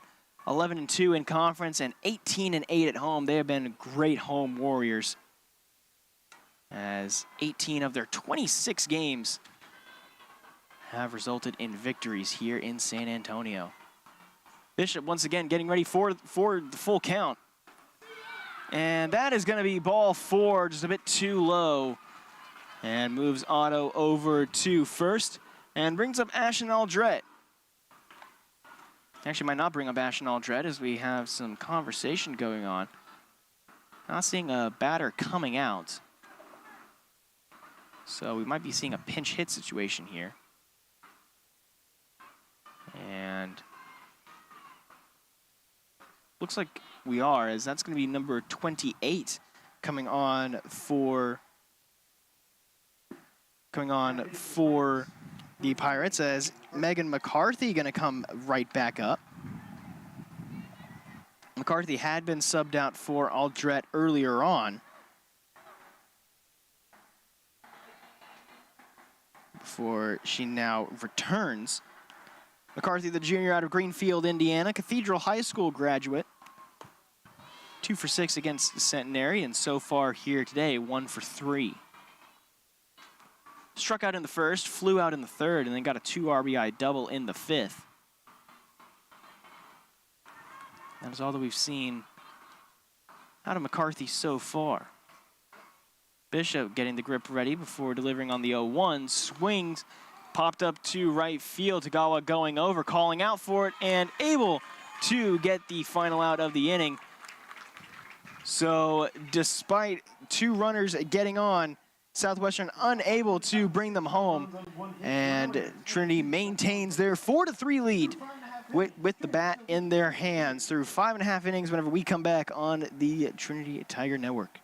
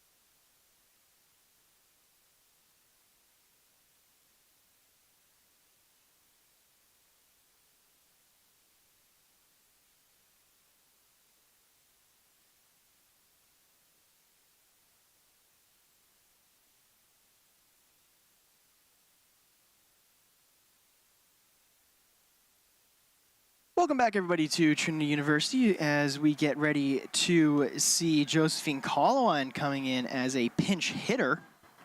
Pinching for the Tigers, number 14, Josephine Colowine. Colowine coming in exchange for Diamond Elizondo. And Elizondo, besides wanting to be adopted by Coach Wittenauer, is also a part of a family that all of the girls are named after different types of jewels. So, a couple of interesting facts that we got to learn about Diamond heading into this Senior Day series. This is game number 1 of 2 during senior day, and Colowine coming up with the bat in her hands. 273 average so far on the year in her 17 games played. 11 at-bats, and went 1 for 3 against Austin College. Goes down 0-2 here, and hoping to cook up a hit as the certified pastry chef with the bat in her hands does have two-way potential. Just a bit outside for ball number 1, so that'll make it a 1-2 count. No outs here as the bottom of the 6th inning just started. And we'll see where Vila decides to go here on the 1-2. A well too high for ball number 2, and count is back to even at 2-2.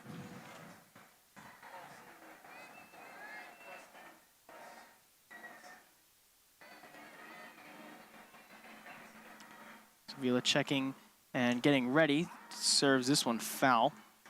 And just misses the roof of the Trinity dugout. Wind really starting to whip around here. Gonna have to close the windows here in just a little bit, as this afternoon spring wind is really kind of kicked up just a bit. This one hit over into left and just gonna be fouled off. Yanta was moving over to it and unable to get there in time.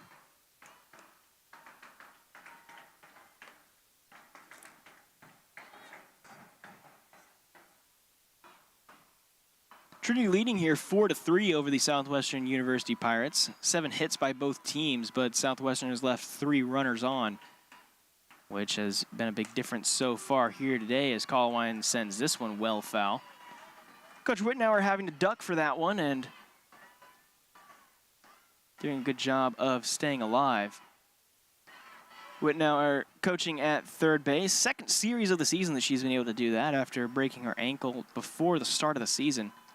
Trinity played their first series of the year on the road on a Friday, on a Saturday, and the Thursday before that ended up breaking her ankle on some slippery pavement after some morning rain showers here at Trinity. But has finally healed up enough. Was in the walking boot last week and is now out of the walking boot and back in her typical sneakers here on the third base side. Full count here for Colowine, who drew it out from 0-2 to now 3-2. Swings on this one out to left field, going over and unable to get it. It's over the head there of Garza. Colowine's turning 4-2 and able to get a stand-up double for the leadoff hit of this bottom of the 6th inning. Josephine Colowine, a big bat, getting her first double of the season so far, coming in the pinch hitter spot and performing admirably in that first appearance. And now we're going to see Diamond Elizondo coming back on. Elizondo definitely more of a speed threat than Colowine is, as Elizondo two for 2 on stolen bases so far this year, and we'll see what another speed threat Angela Baltzel is able to do with the bat in her hands. Baltzel went 3 for 5 against Austin College last weekend, 363 average coming into this series, and last night Baltzel went a good 1 for 2. Lays down the bunt. Elizondo gonna go for it. There's some miscommunication as Southwestern does not pick up the ball and allows the base hit by Angela Baltzel. And so now runner's gonna be on the corners here for Daniela Vila, and now we're gonna see Alexis Lynn coming back out to talk with Vila here a little bit, perhaps calm her down just a bit. And a meeting as well gonna be going on between the Trinity runners who are currently on. No movement in the Southwestern pitching.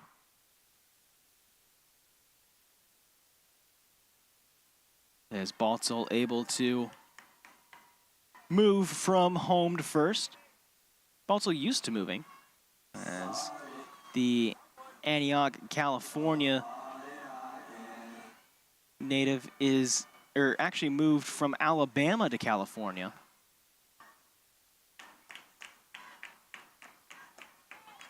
And now we're back to the top of the order again. Baltzl going to steal second, so an easy steal of second with still no outs in this bottom of the 6th inning.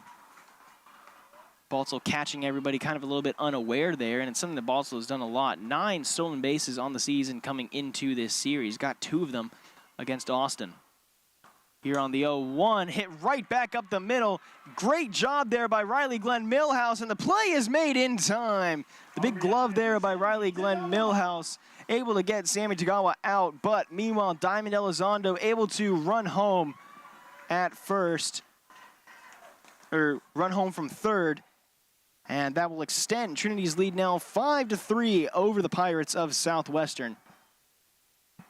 As yet another pitching meeting gonna be going on here between Coach Lynn and we'll see if that means that the day is perhaps done. It doesn't look like it, as Vila is doing some warm-up throws. So not entirely sure what the plan is here. Perhaps checking to make sure if Vila maybe got hit there on that play, because the ball went very, very close to her position in the circle. But either way, it brings up Sydney Watson, the center fielder, who is 0 for 2 so far on the day. Watson has sacrifice play in the first, grounded out in the second, and then struck out in the 5th. So hoping for a bit better here. Lays down the bunt. The play at home not going to be made in time as Watson gets over to first easily.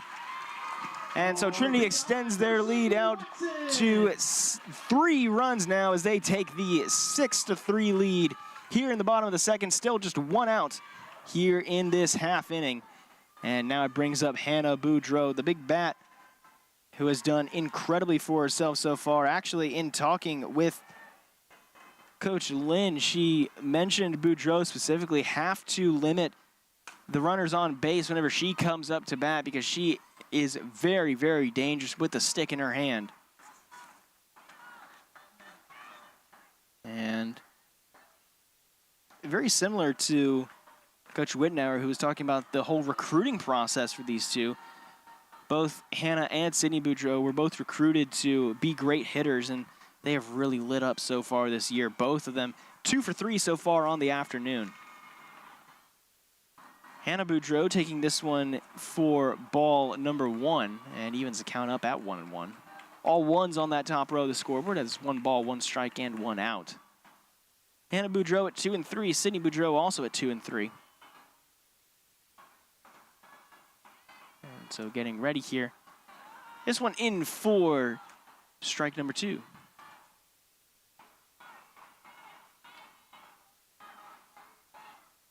So Watson going to be credited as going for 0-3 as she reached on a fielder's choice. But either way, here on the 1-2, Boudreau swings and bounces this one off of the left field foul netting for the Trinity dugout.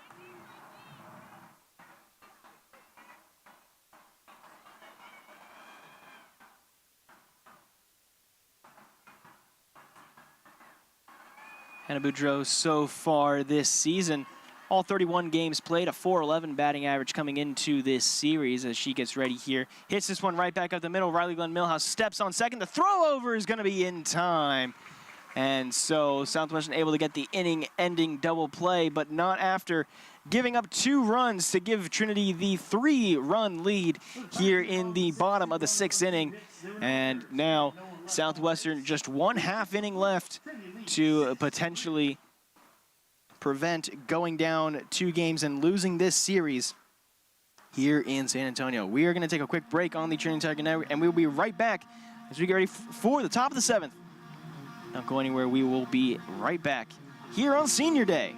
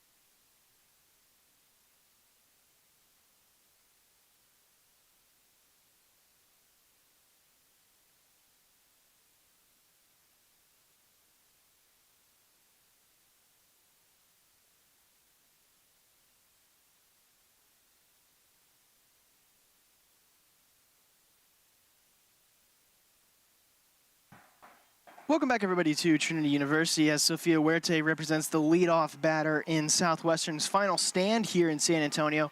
As they find themselves trailing 3-6 against the Trinity University Tigers, a team that they swept last season in conference play. Huerte takes this one for a strike, and the freshman out of James Madison High School here in San Antonio, Texas, is another dual-way threat. Two-way threat that we might be seeing in game number 3, as she is expected to be the game 3 starter. This one hit over into right and foul. Huerte, typically the game 1 and game 3 starter for Southwestern. Very similar to Jordan Arcee, who we saw warming up in the bullpen earlier, but has not appeared yet. Cameron Bishop still in the circle for this one. Bishop has gone 1 2/3 innings so far, 2 hits allowed, but no runs have been brought across. 4 runners allowed on in total. This one hit out into right and fouled off once again.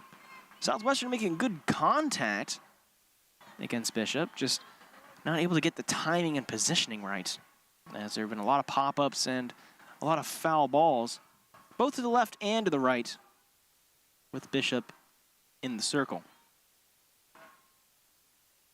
Bishop, of course, the freshman coming out of Austin, Texas. Out of Stephen F. Austin High. Just a few minutes up I-35. This one a bit too high there for ball number 1. And so after going down 0-2, Huerte manages to work it to 1-2. Bishop checking with the dugout before checking what the signals mean on that little card of hers. And getting ready for the 1-2. The wind and the delivery. This one is hit out into center field. Watson moving over, and Watson hardly had to move at all there. Kind of scrambled a little bit there before realizing that the ball was coming right to her original positioning.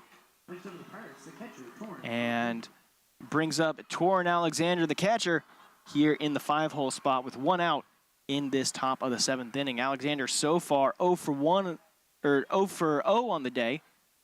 Drew a walk in her first plate appearance in the 5th inning. Batting 182 on the year and had 1 at bat against Centenary. That 1 at bat resulting in a strikeout.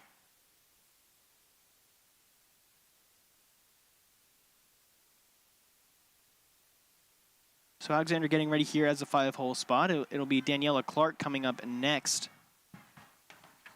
And if any of them are able to get on base, it'll be Brooke Yonta, Cadence Garza, and Riley Glenn Millhouse following them. So an 0-2 count here for Torrin Alexander, who did not get a look last night. So this is her first action here this weekend. 0-2 count coming up for Bishop. Swung on and fouled off once again off of that back right section of the foul netting. This is a Trinity team that has done very well in conference play so far. 3 of their 4 series that they've played so far have been series sweeps, and with a win here in game number 2, this would definitely put them on track to do so. Swung on and fouled off once again. Clark holding her hand out, trying to maybe help grab it, but it falls harmlessly in front of her, about 2 or 3 feet in front of her. Reminder that this is game 2 of 3. You do not need to get off of this stream after the conclusion of this game, as we will just keep things rolling. And actually, we'll have the microphone on as we get ready for the Senior Day celebrations. This one hit over into right. De La Luna moving over, and De La Luna able to get the big out for out number 2 of the inning. A big, big play there. As she gets the out in foul territory. And going to get a stoppage in action here as we see the senior out of Carmel, Indiana, getting her first appearance in quite a while. Brooke Porter, the 5-0 senior out of Heritage Christian High, here on senior weekend getting the relief action here. Porter has been with the team all 4 years. A 7.0 ERA coming into this one. A 175 whip has only appeared in 2 games so far this season. And you could hear the team getting excited for her to come back on. And it's a very, very personal relationship between Brooke and Coach Wittenauer, as whenever Coach Wittenauer was an assistant, she actually got to catch in BP practice with Brooke, and so they have formed a very personal relationship over the last 3 or so years. And whenever we were talking with Coach Wittenauer, she kind of got a little bit choked up when talking about Brooke in particular. And Brooke has had quite a few adventures. Went to 6 states last summer. Had a very recent birthday, an April Fool's birthday for April 1st. And after living in Nashville, getting to travel to a bunch of different states in what was described as essentially a mom van. And she gets the ball here for the final out, or for potentially the final out here in game number 2 on senior weekend. You can hear the crowd cheering her on as his first pitch is just a bit outside for ball number 1.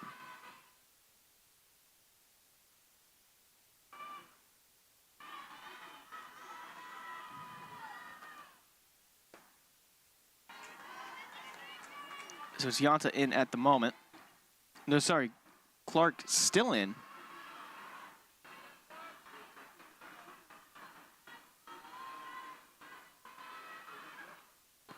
So it's Clark in right now, as this one is in for strike number 1, and you can hear the crowd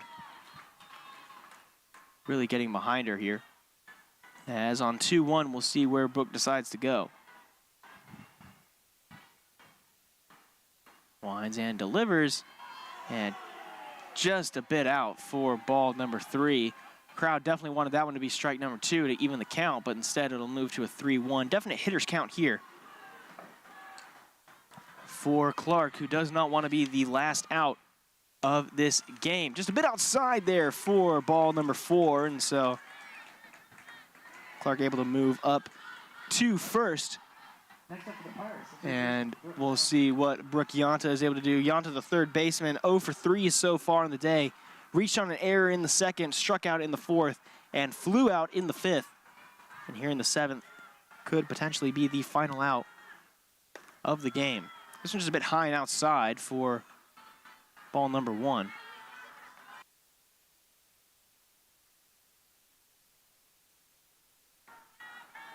Porter checking the signal before getting ready. This one is just a bit too low here for ball number 2.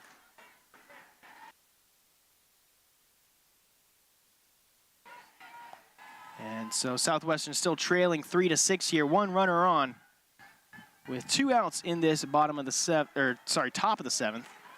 This was a bit too high there for ball 3. So Yanta has worked a 3-0 count, trying to work the walk.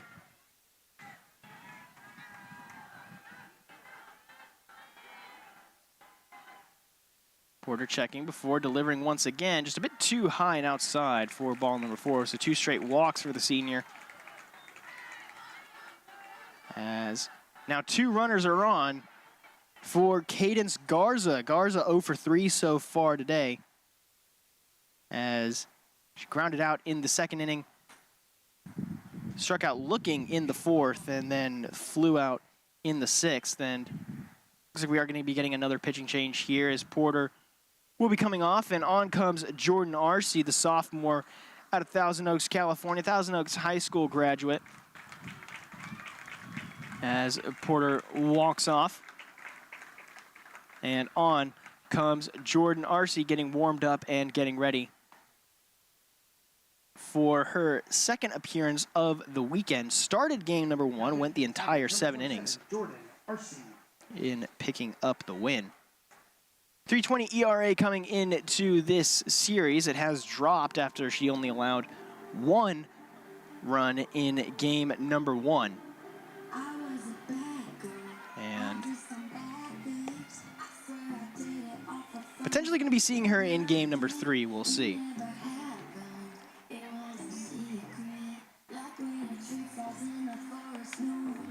As we get to listen here to the music, a very good chance to point out that apparently RC a big JoJo Siwa fan. Not entirely sure how that came about.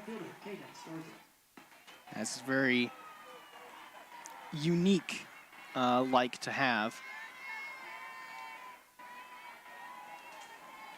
But either way, RC getting ready to deliver here on 0-0 to Garza. This one a bit out for ball number 1.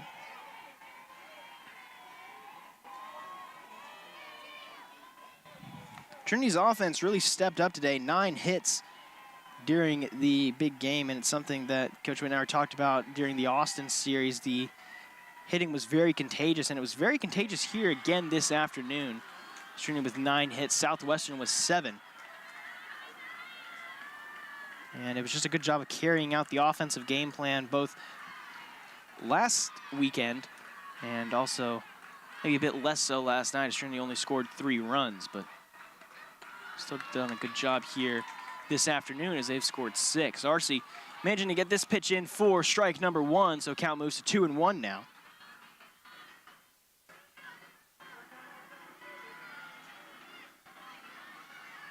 And we'll see where RC goes here on the 2-1. Hit over to Bowser. Third steps on the bag, and that will be the end of game number 2, as Trinity will at least win their senior day series. And we get ready here for game number 3. Trinity winning 6-3 over the Southwestern University Pirates here from Georgetown in a big SCAC matchup.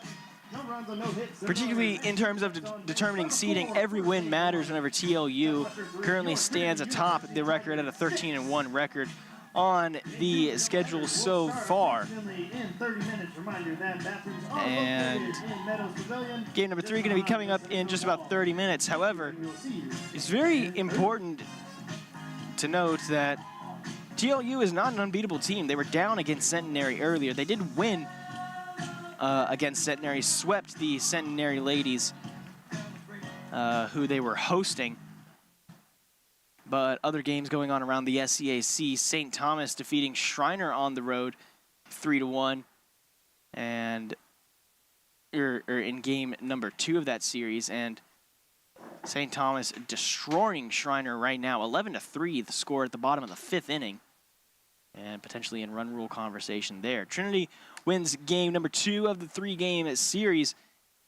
And there will be a quick little 30-minute break as we get ready for the senior day celebrations. Again, make sure not to turn off your stream. Make sure not to close the window. Make sure not to go anywhere, because we will be right back in about half an hour getting ready for the final game of this series. I've been Caleb Reed for everybody in the control room, and for everybody watching. If this is the only game that you will be watching this afternoon, I thank you so much for being here. And if you are planning on sticking around, I'll see you in about half an hour. Thank you so much, and we will see you then.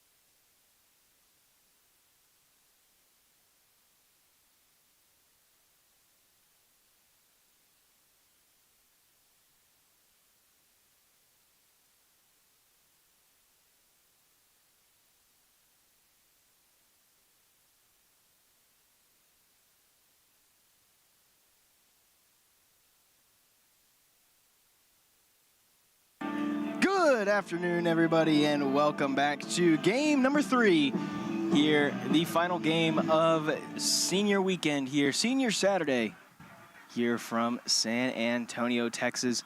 Trinity University won game number 1 last night and then won game number 2 earlier this afternoon.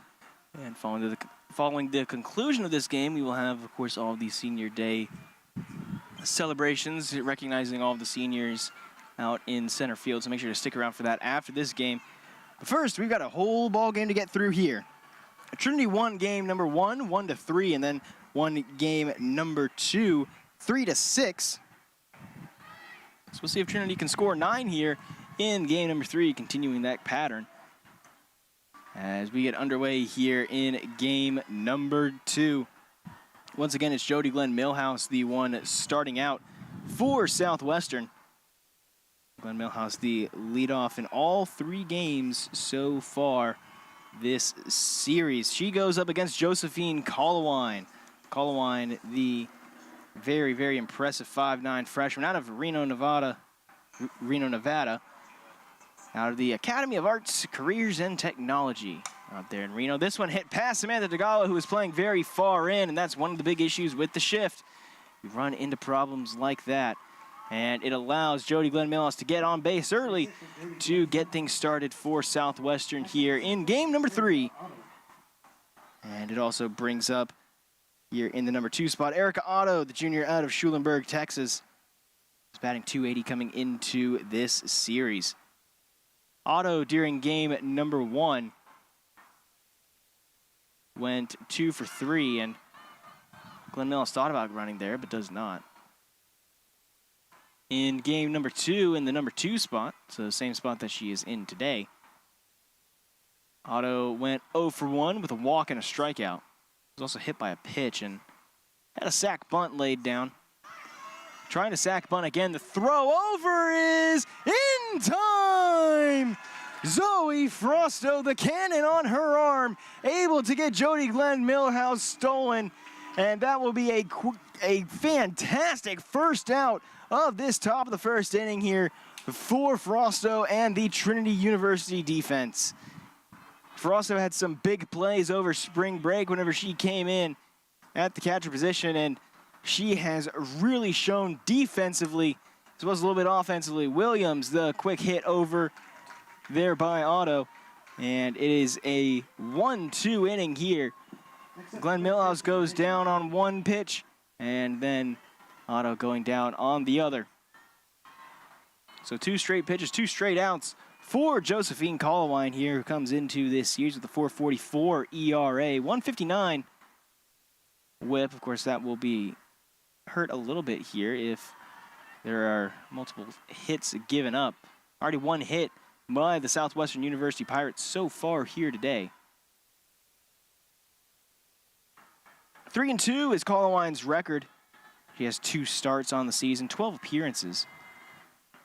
And got the start against Austin and went the complete game against the Roos. This one hit out into center field. Watson moving over, and Watson able to get the out in center field to retire the side. So a 1-2-3 inning for Southwestern and for the Trinity defenses. Now we get ready to see the Trinity offense coming up to bat here. We are going to run through the Trinity starting lineups here. Leading off is going to be Samantha Tagawa, the 5'3" freshman out of Agoura Hills, California, playing at second base here today, and the center fielder, Sydney Watson, will be backing her up in the number 2 spot. The designated player, the 5'7" freshman out of Pearland, Texas, and Shadow Creek High, Hannah Boudreau, going to be at the 3rd spot with the 5'8" senior out of Clayton, California. Jordan Williams playing in first base, going to be batting 4th. At number 5 is going to be the left fielder, Jordan Arce, the 5'4" sophomore out of Thousand Oaks High School in California, followed by the 5'9" senior out of Concord, California, the right fielder, Marina De La Luna. At 7th will be Peyton Bowser, the 5'4" junior out of West High School in Arvada, Colorado. She plays 3rd today. And at the number 8 spot will be the pitcher, Josephine Colawine, going both ways, the 5'9" freshman out of Reno, Nevada. Finally, at the 9 spot will be Angela Balsell, the 5'3" shortstop sophomore out of Antioch, California. And Zoe Frosto, the 5'5" sophomore out of Katy, Texas, your catcher here for the Trinity Tigers. Meanwhile, defensively for Southwestern, Sofia Huerta back in the circle after starting game at number 1. Catching is going to be Samantha Sines as Tagawa lays down the bunt and try and use a speed, and it ends up rolling foul. At third is going to be Brooke Yonta, the senior out of Goliad, Texas. She bats 7th. At shortstop will be Riley Glenn Millhouse batting 4th, the sophomore out of Spring Branch. At second base is going to be Daniela Clark batting 9th, the freshman out of San Antonio, Texas. And at first base will be the return of Megan McCarthy, who was out for a couple of series in game number 2. She was replaced by Ashton Aldrett, who is not in the starting lineup, but could potentially come in a pinch-hitting role. Emily Navarra is in left. Erica Otto in center as this one is hit over to Clark. A quick throw over to McCarthy at first will be the end of Tagawa's at bat. Clark at second, and of course McCarthy at first, and Jody Glenn Millhouse, the leadoff hitter, over in right field. Sydney Watson coming up to the plate now, a .287 batting average coming into this one. And whenever we talked with Coach Wittenauer before we got underway, whenever we had our Thursday afternoon meeting with her, we got to talk about Sydney. And last season, Watson had, I think it's safe to say, a pretty poor year, an .067 batting average on the year, 30 at-bats, only 2 hits. And it was a very rough year for her sophomore season. But Coach Wittenauer was talking about her work ethic, how well she works as this one is fouled off. And just talked about how competitive of a player she is and how much work she put in to really be a great hitter after a 2023 campaign that was far from perfect. So she stands up in the 2-hole spot now. No runners on and 1 out here in the 1-2 count. Just a bit too high there for ball number 2, so count goes back to even. The earlier game against Southwestern was a game where Trinity's offensive game plan really came together. 6 runs scored, 3 of them in the first 2 innings, and then 3 of them in the final 2 innings, as Trinity did not have to play that bottom of the 7th inning. 3 runs scored in the 5th and 6th, 3 runs scored in the 1st and 2nd, and Watson going to take her free bag as she moves over to first. When I was talking about this, about how the team just really executed their offensive game plan very well last week against Austin, and they definitely executed it very well this weekend as well. And one thing that really helped Trinity was they really got after the pitcher Johnson in back-to-back days. Johnson for Austin last weekend started game number 2 and then started game number 3 as well. And Trinity does a very good job against pitchers who they have seen in back-to-back days. As this one by Boudreau is hit over to short. No play is going to be made at second, but a play in first is going to be made in time. So Boudreau with the sacrifice moves Watson 60 feet up to second. And we'll put a runner in scoring position for Jordan Williams, the senior out of Clayton, California.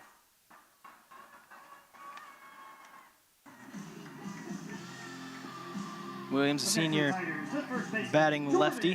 One of the bigger players on this team in terms of height, and got to meet another big player in terms of height, Shaquille O'Neal, over on Josephine Street a few years ago. Got to meet the Hall of Famer in basketball with quite a few other players as well on this team. Of course, Marina De La Luna, one of them. Peyton Bowser, another. And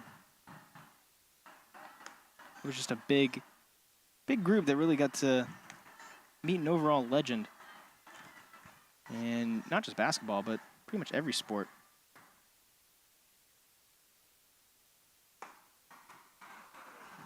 Or any sport, sorry. As Williams takes on the 2-0, makes it 3-0 now. We'll see what she is able to come up with here with 2 outs in this bottom of the first. Takes strike number 1, so count moves to a good hitter's count at 3-1. Wind still a factor here in San Antonio. Of course, it being spring, it's always a good time, or it's always possible for weather to have an impact as Williams takes strike number 2. So count moves to full here, 3-2 count with 2 outs. The payoff pitch coming up here from Sofia Huerte. Huerte getting ready with the stretch and then the delivery. Swung on and fouled off back to the left-hand side.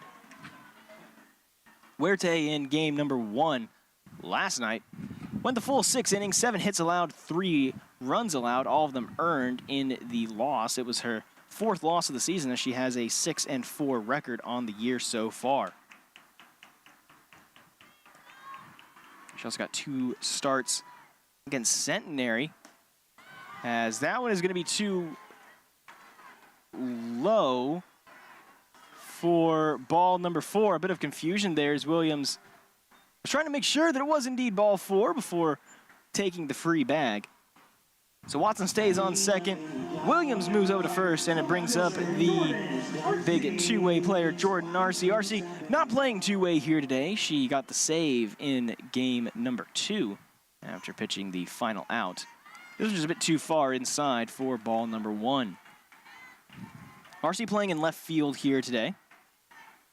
Went 3 for 7 against Austin with 3 runs. One of those hits being a double, and also went 2 for 3 in terms of stolen bases. This one hit out into center field. It's going to drop. Watson's going to round third, and Watson is going to score to make the first run of the day for the Trinity Tigers. Trinity scores in the bottom of the first in all 3 games so far in this series, and scores in the bottom of the first inning in all 3 games now confirmed during this series against the Southwestern University Pirates. A great big accomplishment, and really following what Coach Windauer was talking about, starting out very, very aggressively and doing their best to get started hot. Marina De La Luna up to the plate now. De La Luna, the senior out of Concord, California, batting .250 coming into this series, and went 5 for 9 against Austin, 2 runs against the Roos. One of those 5 hits being a double, and had 3 RBI overall. Of course, this being senior day, De La Luna with a lot of family in town, as this one is hit directly over to the second baseman, Clark, to end the inning. And so Trinity only scores 1 in the bottom of the first, but they still take the 1-run lead, and they will attempt to hold it against Southwestern whenever we go to the top of the second. We did not go through the Southwestern batting order, so we will do so here while we have this quick little break. Leading off, of course, with Jody Glenn Millhouse. We saw her get a base hit before going down on a stolen base. Erica Otto at the number 2 spot. She plays in center field here today. At the number 3 spot is going to be Megan McCarthy, who we saw. McCarthy is the first base. And Riley Glenn Millhouse going to be leading off the top of the second. She bats 4th as the shortstop. At number 5 is going to be Samantha Sines, the catcher, the junior out of Ed Couch, Texas. And at 6, Sofia Huerte, the pitcher, the freshman out of San Antonio, Texas. Brooke Yonta, the senior out of Goliad, Texas, and third baseman, starts in 7th. Meanwhile, the left fielder, sophomore out of San Antonio, Texas, Earl Warren High School graduate, Emily Navarez, bats 8th. And finally, to round it all off, the second baseman, freshman out of St. Anthony Catholic High School, Daniela Clark, will be at the 9-hole spot. So just a reminder, Josephine Colowine, the pitcher in for Trinity. Colowine, a 4.44 ERA coming into this series. A .287 batting average allowed so far this year. 15 strikeouts on the year for her, hoping to extend that number here as this first one is hit off and foul.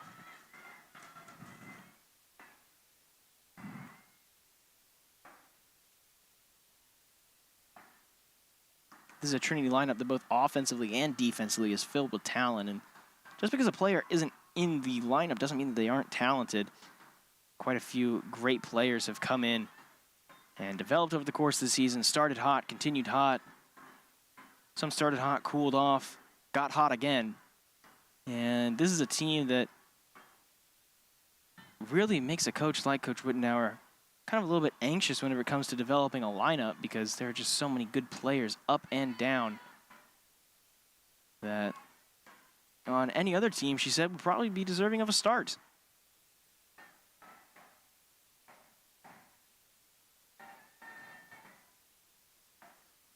Colwine in particular has really been one of the big players who have developed so far this season. Started out kind of a little bit shaky. Big reason why that ERA is sitting at 4.44 at the moment, but really after spring break, as this one is once again fouled off. Riley Glenn Millhouse doing a good job of staying alive here on the 1-2.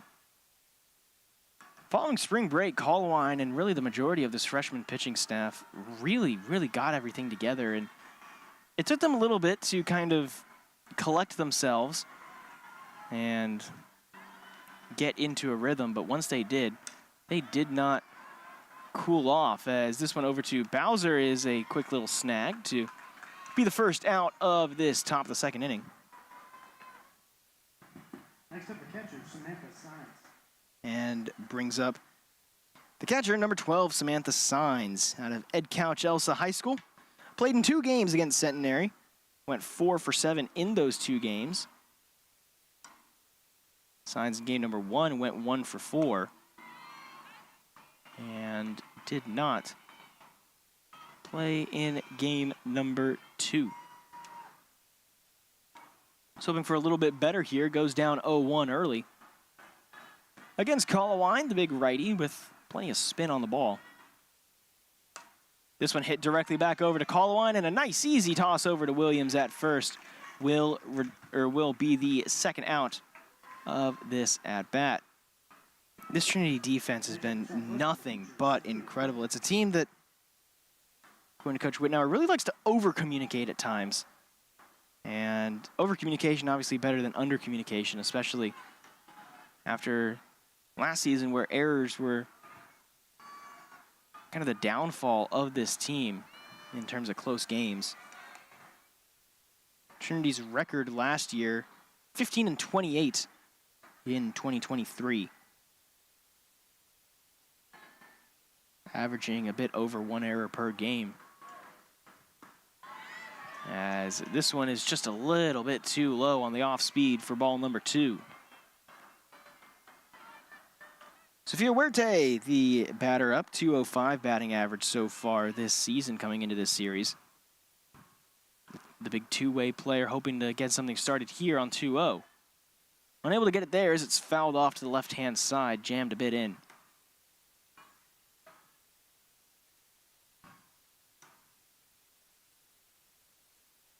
Colwine checking the wristband once again before getting ready.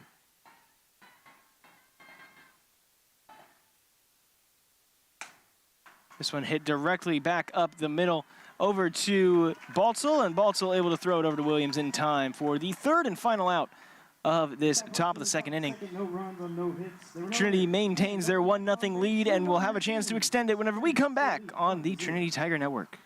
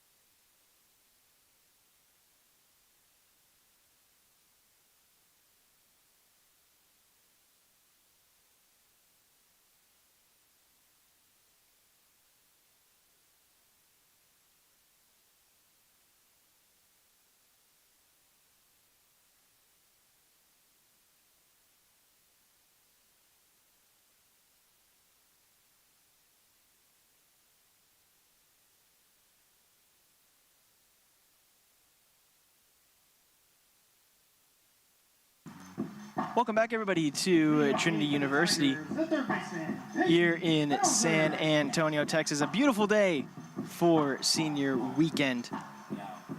And a beautiful day to see Peyton Bowser out in the batter's box here for her first at-bat of the game. Takes his first one in the dirt for ball number 1. Bowser during game number 2 earlier on today went 1 for 3 with a run. And in game number 1 was a little bit more efficient, 2 for 3. This one hit just foul. 2 for 3 last night with 2 RBI and a double. Bowser hoping to continue some performance leading off from last night. Bowser in the 7th spot after Trinity put up 1 run in the bottom of the first. This one hit over to third. Yanta able to throw it over and in time to McCarthy for the first out of this bottom of the 2nd inning. And now it brings up Josephine Colawine, Next to the Tigers, the pitcher, Josephine, who is playing it 2 ways here today. The pitcher and batter combo. Swings on the first pitch she gets for strike number 1. Colawine 273 average coming into this series. During game number 2, she also got to swing the bat as a pinch hitter. Went 1 for 1 with a double. So a pretty good spot for her to be coming in as she replaced Diamond Elizondo. And Elizondo, yet another one of the seniors on this team, who is not in for this 3rd game. We might see her as a pinch runner, perhaps as a substitute fielder, depending on the score. But either way, it was good to see her out there for her final time here in San Antonio. As this one is swung on and fouled off. Elizondo, one of the San Antonio natives.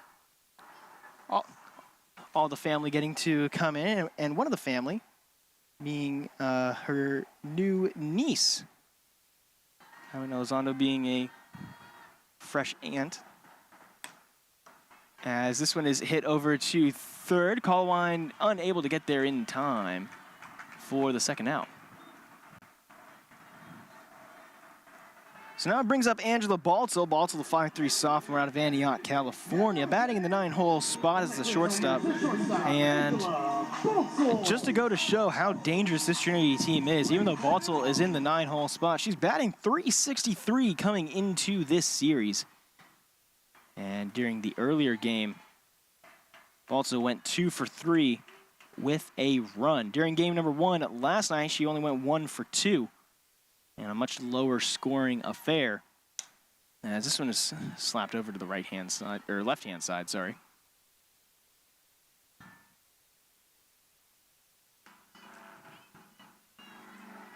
Baltzel against Austin went 3 for 5 with 4 runs and an RBI. Also had 2 walks on the day as well, or on the 2-day 3-game series. This one hit over to Clark. The throw over is going to be in time, and that will be the end of the bottom of the 1st inning. Bottom of the 2nd inning. And so Trinity maintains their 1-0 lead, but 1 run is all that they can get in the first 2 innings. Southwestern hoping to tie this game back up whenever we come back for the top of the 3rd here on the Trinity Tiger Network. Don't go anywhere. We will be right back.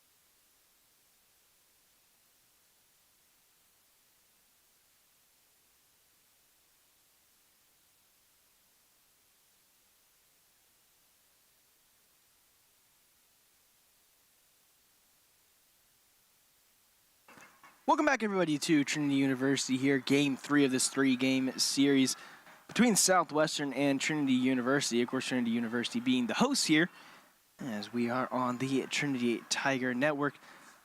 Final softball broadcast of the season for you all, as Trinity has 2 more series on the road after this. And then the SCAC Conference Tournament going to be going over to Seguin, Texas, as Texas Lutheran University will be the host of that tournament series. Trinity was the host last year. So that's going to be a big swing and a miss by Yanta for strike number 2. Yanta in the 7th spot, 0 for 0 today. So this is her first at-bat. 288 average coming into this series. As Colin gets ready on the 0-2, just a bit too far outside. In game number 1, Yanta went 1 for 3, and then in game number 2, Yanta went 0 for 3. So Colin getting ready here on 1-2, well inside. Not having to do a pretty good duck there to get out of the way of that one. And we'll make it 2-2.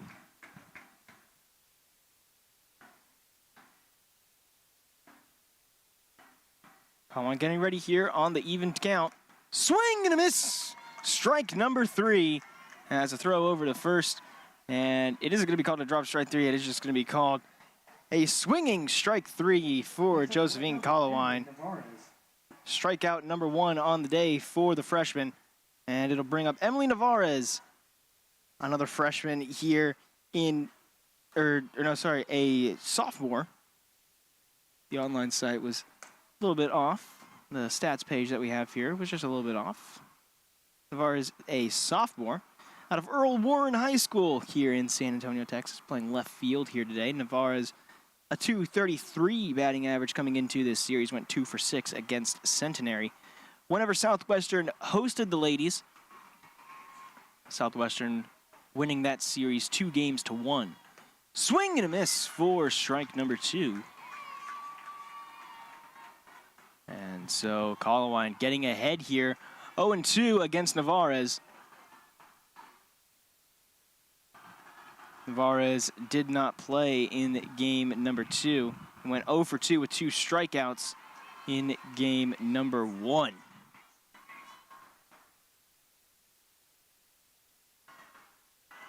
Navarez able to draw a ball 1 here, but still behind 1-2. Colowine hoping to cook up a strikeout here. Weak tap up the middle, but Bowser not going to make the throw over. And so Navarez gets her first hit of the series, as that one just off the tip of the bat there. Unable for the Trinity defense to make a play at first in time.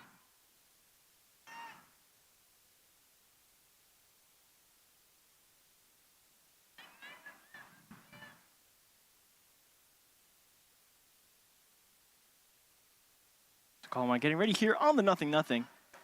This one in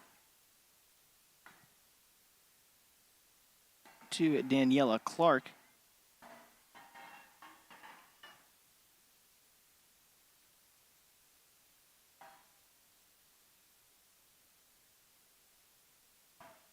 So Clark getting ready here on 0-1.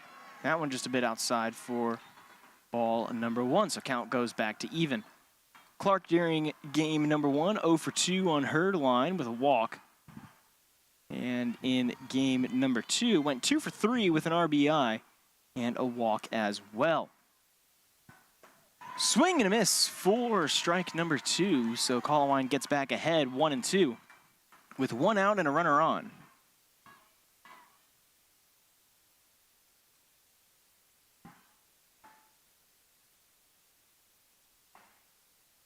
Southwestern with a big mix, as this one is hit out into center field. Watson moving over and able to get there in time.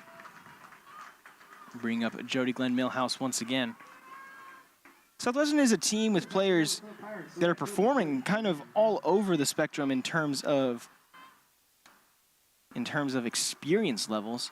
You see freshmen hitting on the same level as juniors and seniors at certain points, and according to Coach Alexis Lynn, this is something that Southwestern does very well. This is a hit over to the pitcher, and play is made over at first just in time.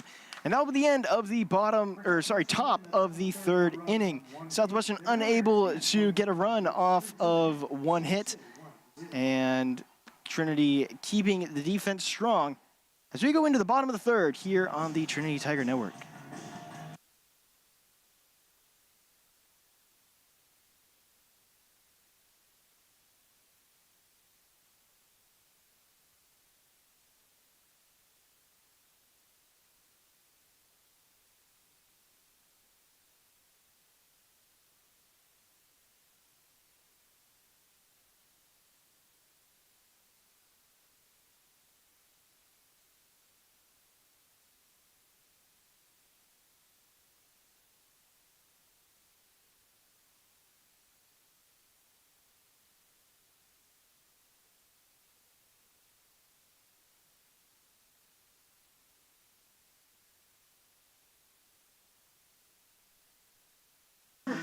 Welcome back, everybody, to Trinity University as we get ready to see Sammy Tagawa coming back up to the plate. Tagawa, a player who was highlighted by Southwestern coach Alexis Lynn as being a pretty big threat with the bat in her hand in terms of drawing walks. The Southwestern team that kind of throws a relatively high number of walks, and wanting to definitely avoid that against Tagawa, who is known as a very patient batter.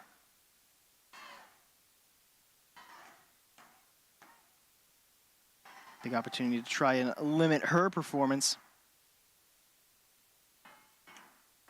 As this one is hit right back up the middle, actually goes off of Huerte. Tagawa gonna get there in time. So after getting kind of stunned a little bit, Samantha Tagawa able to get over to first as Huerte unable to make the play in time.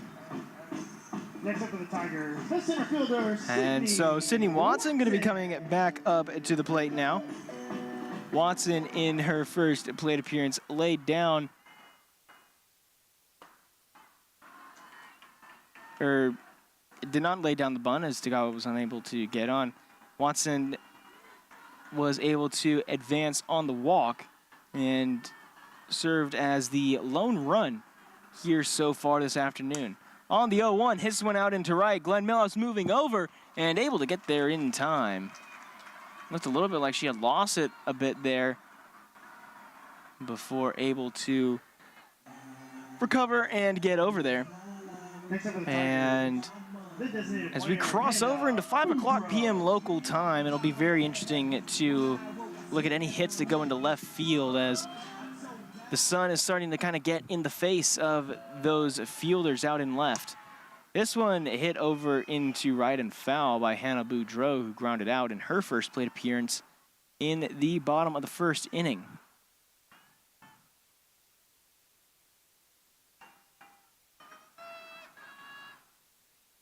Hannah Boudreau, one of 2 sibling pairs that are playing in this game,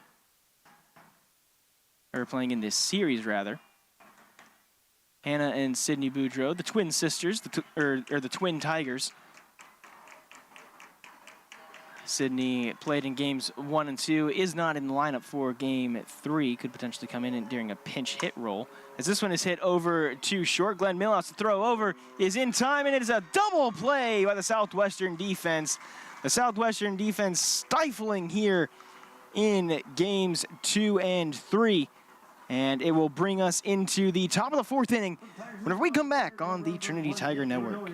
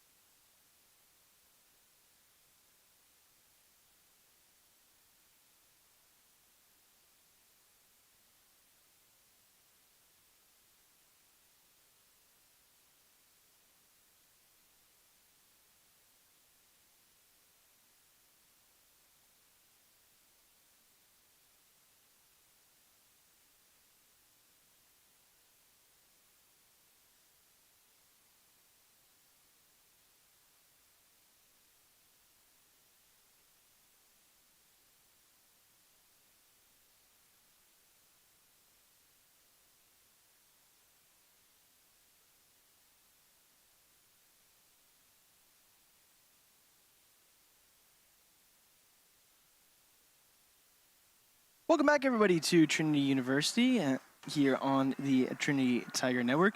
Caleb Reed here for the final time in 2024, or final time here for softball in 2024, and it feels crazy to say,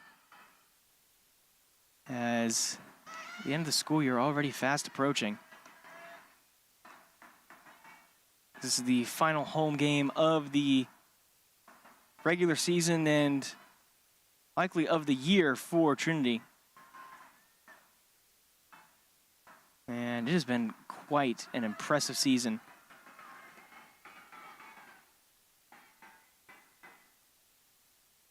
For them overall. Coming into this game on an 8-game win streak. 19-8 home record so far, hoping to make that 20-8. As this one is swung on, hit into the hole and into left field. RC able to collect it and be a good base hit for the leadoff, Erica Otto. Otto, if you are a fan of volleyball, you actually know that name, as she plays on the Southwestern volleyball team as well, a two-sport athlete. And according to Coach Lynn, one of the hardest workers on this team. Not only playing two sports in the fall and in the spring, but also working on a very academically difficult major with kinesiology. This one is hit over to Degawa. The play at second. The throw over to first, not going to be in time as Otto is out on the fielder's choice. And Megan McCarthy able to move over to first. And so now Riley Glenn Millhouse coming up to the plate. Glenn Millhouse so far today 0 for 1, popped out in the second inning. I want to pop out over to Peyton Bowser. As this one is just a bit too low, Frosto having to make a scramble for it.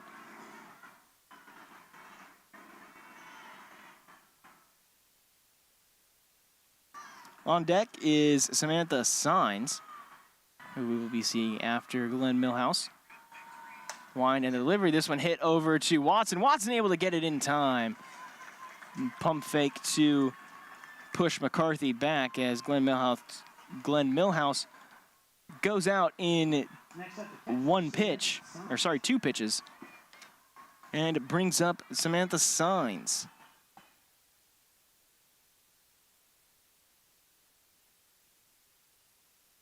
Signs, the junior out of Edcouch, Texas, Edcouch Elsa High School, where she graduated from. This one is down the line and foul. Just ended up foul of the third base bag.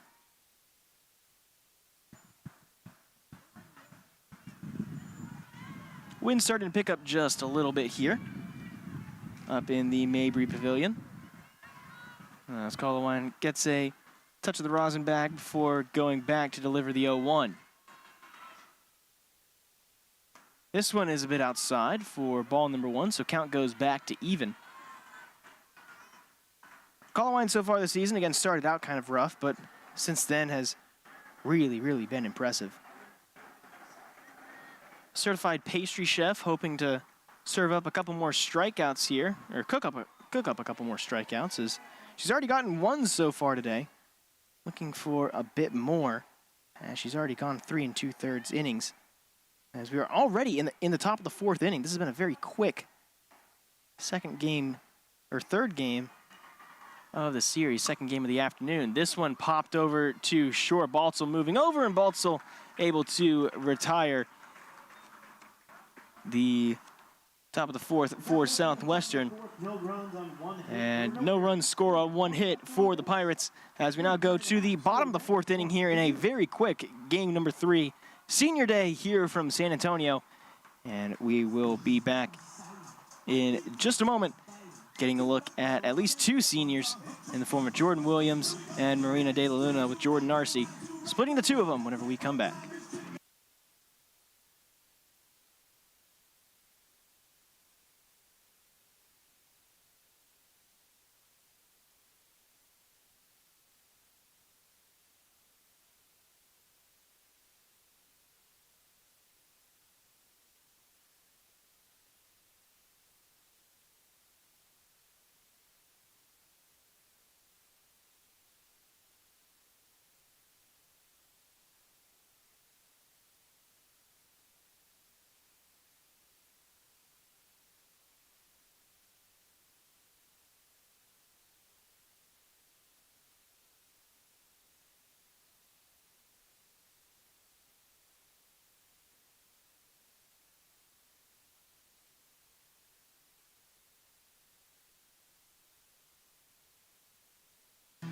Welcome back, everybody, to Trinity University as Jordan Williams coming back up to bat.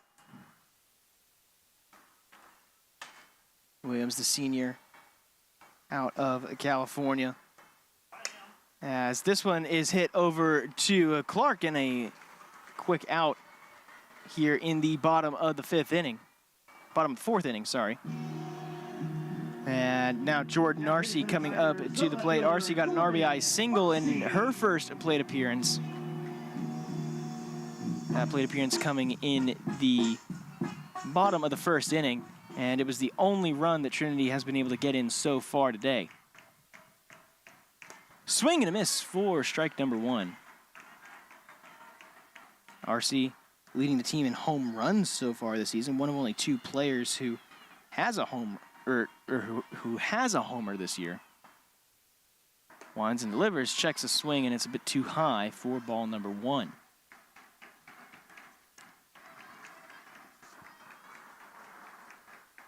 Arce getting ready here for the 0-1 count, as that one is swung on and fouled off. Arce, not only a very popular figure on the Trinity campus, but also very popular apparently on the social media side of things, as apparently has a video that on YouTube at least has over 5 million views. As this one is popped up in the infield, and Huerta able to get over there for the second out of the inning. Jammed it a bit inside, and a weak pop-up is all that Arce is able to get before bringing up the big Marina de la Luna. De la Luna coming out of Concord, California. And of course, this being senior day, has a lot of her family in for this one, and she has quite a big family with 27 half-siblings. As this one is hit out into left, it goes past the glove of the third baseman, and it'll only be a single, but it is a but it is a good base hit for Marina de la Luna, who struggled at the start of the year and has really kicked things off in conference play so far in the second half of the 2024 season. Up next is Peyton Bowser, the junior out of Arvada, California, West High School graduate, batting in the 7th spot. 0 for 1 so far today. Takes one a bit high for ball number one. Bowser, one of many players on this team who got to go abroad over their time at Trinity so far. As this one is hit out into right field, Jody Glenn Millhouse moving over and able to reach up and grab it for the third out of the bottom of the fourth. So we're going to take a quick little break here as we get ready for the top of the fifth inning here from San Antonio, Texas. Southwestern hoping to score their first run of the day. Trinity hoping to keep that from happening whenever we come back on the Trinity Tiger Network.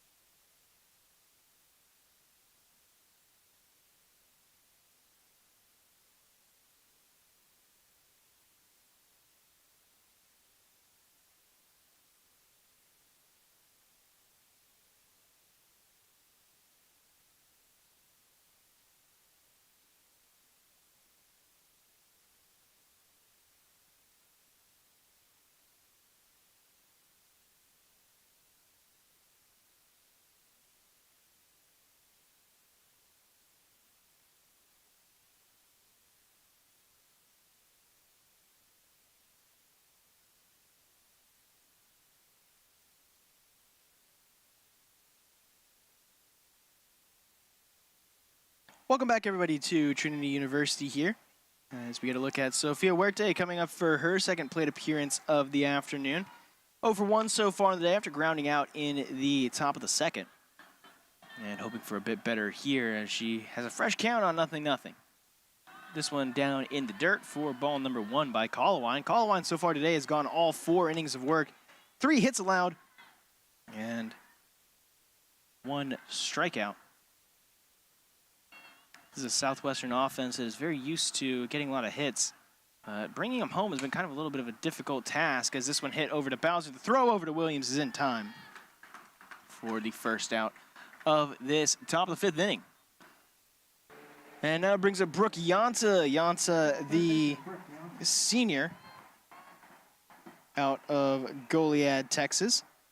Playing at third base here today, 288 average coming into this series. Has played in all 32 games that Southwestern has played so far this year. This one just a bit inside for ball number 1. Yanta leads the team in terms of home runs this year, has 3 of them. And would be a big spot to get her first one of this series as it would tie it up here at 1 apiece. It was a bit too low here for ball number 2. And Colawine looking around, trying to figure out where she's going to go. Here on the 2-0. Check with the dugout before in the signal. The wind and the delivery swung on, popped up out to the right-hand side. De La Luna and Tagawa going over, and Tagawa able to get there for the second out over in foul territory. Now brings up number 13, Emily Navarez, the sophomore out of Earl Warren High School here in San Antonio. Playing in left field here today, 233 average coming into this series. 1 for 1 so far in the day, has a single.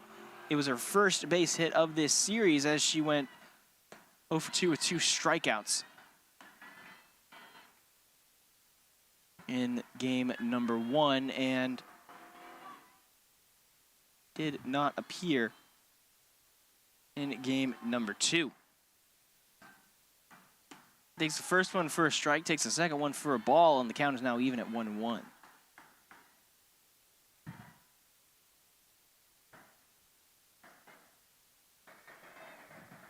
Again, this is senior day, so this is the final time to see a lot of very important faces and hear a lot of important voices as that one is in for strike number 2. Last night in game number 1, got to have a fantastic talk with Dawson Debussy, one of the seniors who unfortunately is out for this season as this throw is over to Jordan Williams and will be the end of the top of the 5th inning. For Southwestern, top of the 5th, no runs, no hits, So no run score on no hits. It's a 1-2-3 inning for the Trinity University defense, which has been so incredibly impressive over the course of the last few series. And we will see what they can do offensively whenever we come back on the Trinity Tiger Network.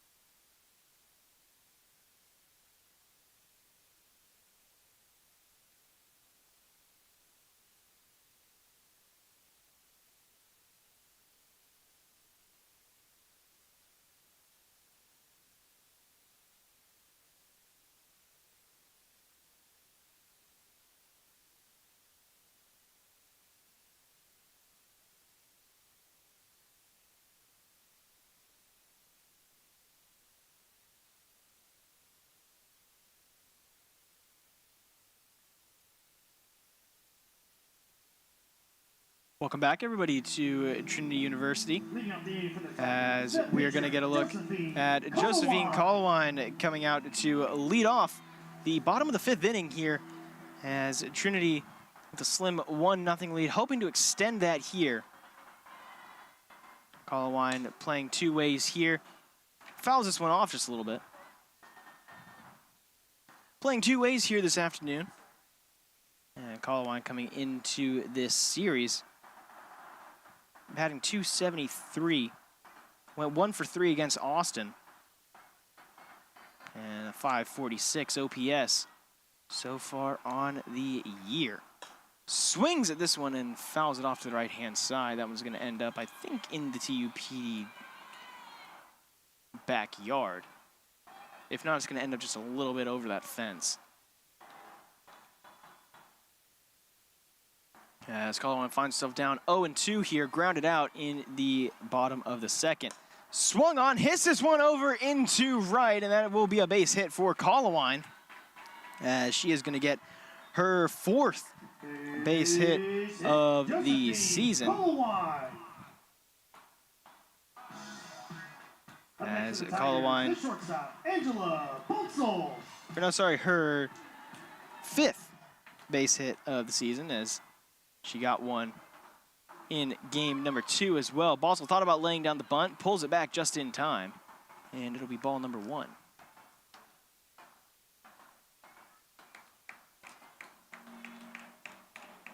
So, Huerte continuing to stay in the circle here.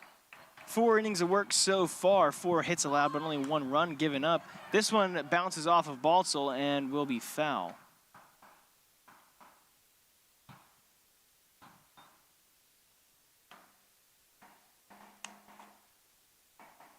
Whenever we were talking with Coach Wittenauer about this pitching rotation, a lot of different pitchers that Southwestern can go to, and something that can kind of cause a little bit of concern for a coach whenever there's so many different options. As that one almost hits Coach Wittenauer.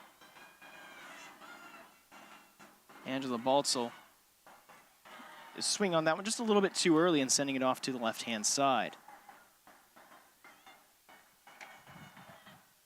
Huerte getting ready here on the 1-2. Swing and a miss for strike number 3. Balsall tried to pull it back, but was unable to in time. And that will be the first out here of the bottom of the 5th. Brings up Samantha Tagawa here, who is 1 for 2 on the day. Grounded out in the 4th, grounded out to 2nd in the 1st, and then got a single in the 3rd. Takes his first pitch for ball number 1. And Tagawa is a player that Coach Lynn was talking about in terms of a big threat. And this is a Southwestern team that has had a lot of threats so far. They're 4-10 on the road so far this season. They've had some not smooth sailing whenever they've been on the road, as now getting a pinch runner as Ella Whitaker is going to come back on. Whitaker replacing Colowine on first base. Whitaker, the 5'5" freshman out of Roanoke, Texas. Looking at the record, Southwestern appears to be a much worse team than they really are. They had one of the most difficult out-of-conference schedules I think that we've seen in quite some time, and they had a very rough 3-16 pre-conference schedule before going 7-5 entering this series. Whitaker goes and is able to get into 2nd in time. Signs unable to get the throw in. And we'll make it a 1-1 count as Tagawa went to try and distract Signs there on the swing and steal.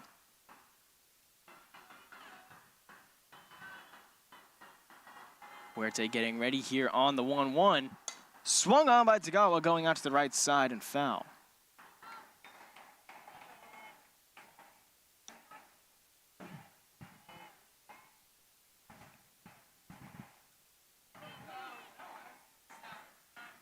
Southwestern hoping to pull away with a win in this series. They have not been swept in a series at all so far this year, at least in conference play, as this one gets away from Signs, and Tagawa is going to slide into 3rd.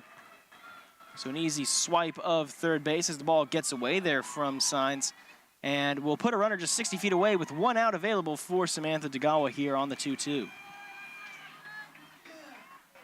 Huerte once again checking the wrist before getting ready to deliver on the even count. This one a bit, actually it gets the outside part of the zone and will be a strikeout looking for Samantha Tagawa and the 2nd out of this bottom of the 5th inning. Coming up next is going to be Sydney Watson, the junior out of San Antonio, Texas. San Antonio Christian High School is where she graduated from. And when we were talking with Coach Whitnauer, was talking about Sydney's high work ethic and the way that she came back after a pretty poor 2023 season. She actually wasn't recruited by Trinity, came here voluntarily and wanted to join the team, and has been a big impact player so far here in 2024. Has done a great job of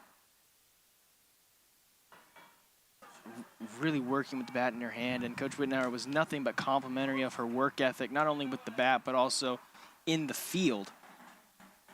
And it's a defense overall that has been incredibly strong and with some very high chemistry as well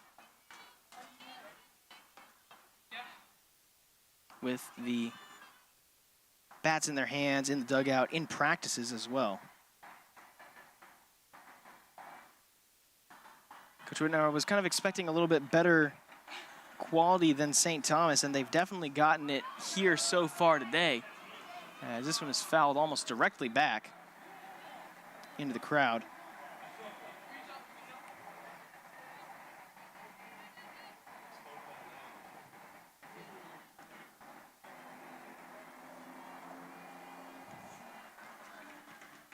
And here in the bottom of the 5th inning, here on senior game,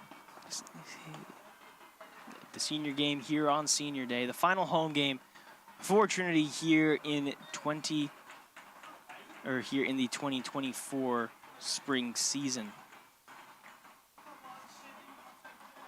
Winds and delivers this one a bit too far outside, so evens the count up at 2-2.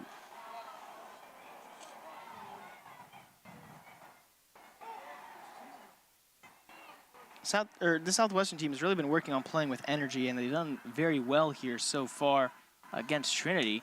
This one is swung on by Watson, popped up over to short, and going to be the third and final out. So despite Tagawa over at third, Whitaker over at third, Trinity unable to bring her home. And so the score remains a 1-0 lead in favor of the Trinity Tigers. And we'll see if Southwestern can do anything about that whenever we come back on the Trinity Tiger Network.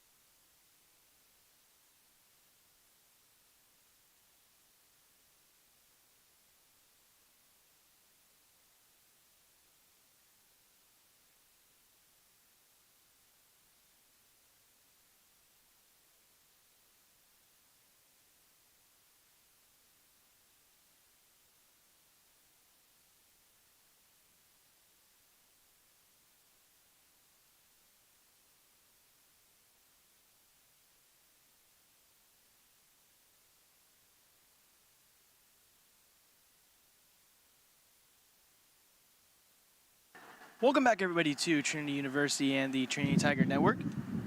Josephine Colowine is still in the circle for Trinity as she's gone all 5 innings of work so far. Only 3 hits allowed, and looking to continue to stifle this Southwestern offense as this one hit directly over to Baltzel, and the throw over to Williams is in time for the first out of this top of the 6th inning. To the top of the order for the Pirates, the right fielder, Jody Glenn. It's a Southwestern offense that has really kind of struggled over the last few games here in San Antonio. Because after scoring 8 in a win against Centenary, 7 in a loss, and then 5 in another win, they have yet to score more than 3 here in this series. 4 runs scored in total by Southwestern over the course of this series. Throw over is going to be in time to Jordan Williams. And will be the second out. Again, this being senior day, last time that we're going to get a chance to not only see some very important seniors, but also hear from some very important seniors. As This will be the final time, or as last night we got to talk with Dawson Debussy up here in the Mabry Pavilion, who did some color commentary last night during game number 1. And because, of course, this is the final game, just want to go ahead and give some facts out for Debussy, who has been a very strong presence in this Trinity team over her years as a Tiger. A great teammate, absolutely loves going to get some kava every Sunday with Marina de la Luna. They've made it something of a tradition here at Trinity, and that's going to be a swing and a strike for the second strike here of this at-bat. Player currently up is Erica Otto, 1 for 2 on the day.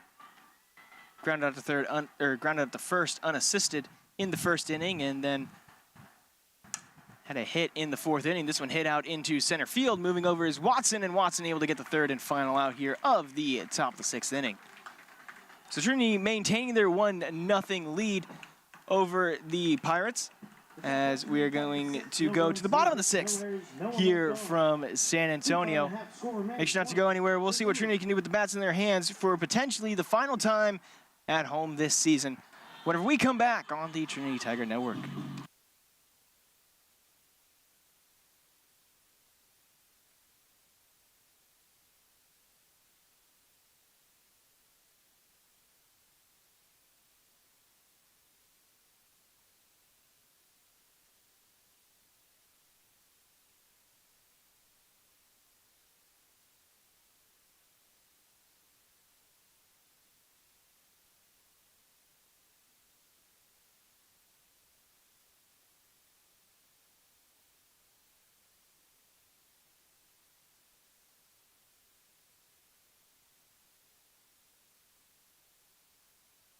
Welcome back, everybody, to Trinity University here. The Trinity Tiger Network, your home for Game 3 of this 3-game senior weekend series.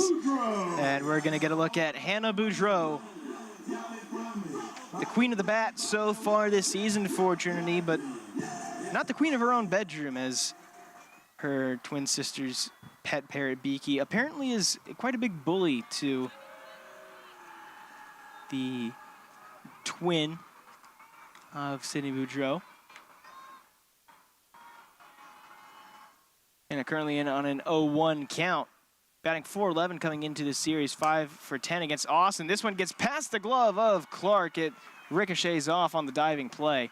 And so Boudreau going to extend her lead in the category for most hits so far this season, as she will go 1 for 3 on the day and bring up Jordan Williams here for her 3rd plate appearance of the afternoon. Williams so far this afternoon 0 for 1 in this game, as we're going to get to see Hayden Del Toro coming up to be a pinch runner, the Junior Cup stacking champion of her elementary school. Going to be pinch running here, hoping to stack up some stolen bases.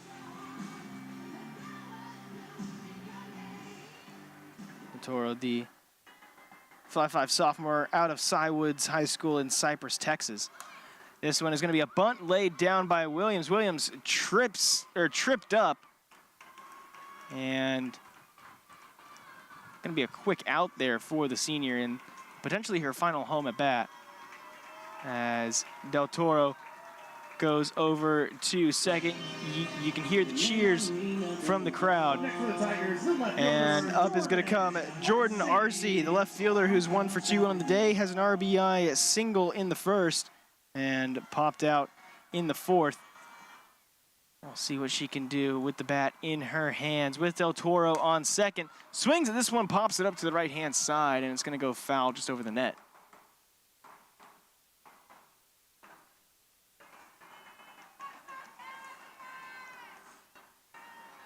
Arce got to play in a summer league in Southern California last summer.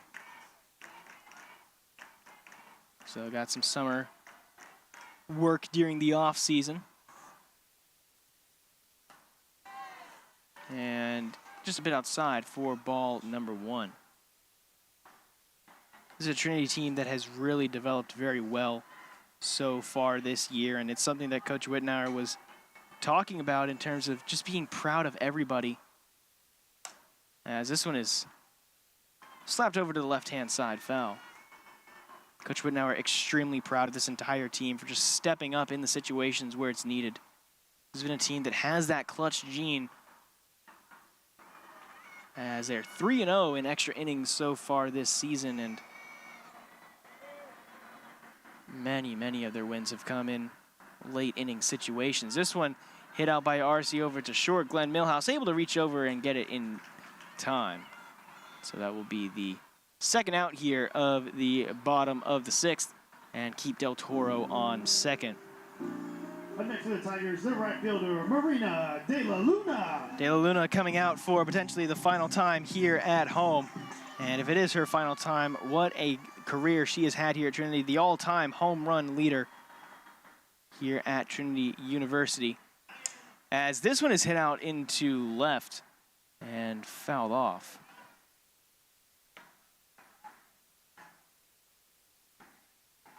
De La Luna, along with Jordan Arce being a big social media, I don't want to say influencer, but a big social media presence. De La Luna also with some big social presence as well, as she's got a viral TikTok apparently of how to make a slushie. So make sure to check that out if the weather starts getting a little bit warm for you, and you need an icy treat to cool on down. De La Luna takes strike number 2 here down at the bottom of the zone to go down 0-2. De La Luna so far today, 1 for 2 on the day, lined out in the first and then managed to get a base hit off of the left field line in the 4th. Wind and delivery a bit too far outside for ball number 1. In addition to having a pretty big family, Marina also has a pretty popular family, as father apparently got to star in, the Batman movie. Not sure exactly which role he had, but it was good to see somebody with some movie experience around here. Swing and a miss for strike number 3, and De La Luna goes down on strikeouts to end the bottom of the 6th inning. And it will bring up the top of the 7th for one final shot here from Southwestern here in the final home game, I should say, of the season for Trinity University. One more inning to decide it, and we will see who comes away with the victory whenever we come back on the Trinity Tiger Network.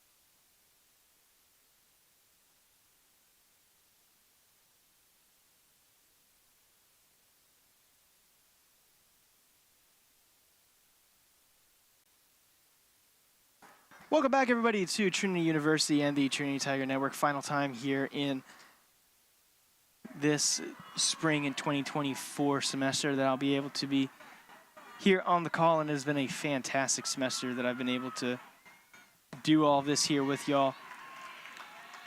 It's been a pleasure for sure, and it's been a pleasure to watch this fantastic Trinity team, as they're just 3 outs away from sweeping the Southwestern Pirates, making it 4 sweeps out of 5 series here in conference play.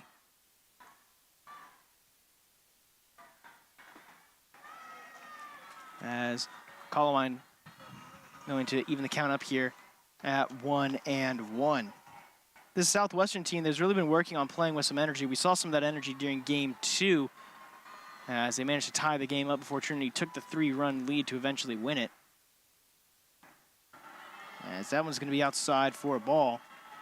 Player currently up at the plate is Megan McCarthy. McCarthy, a returning first-team all-conference player here in her junior year, out of Greenfield, Indiana, Cathedral High School graduate. And really lives for the big moments, according to Coach Lynn, and this would be a big moment for her to get a base hit, or at least get on base here. And Southwestern down to potentially 3 outs before they get swept for the first time in conference play.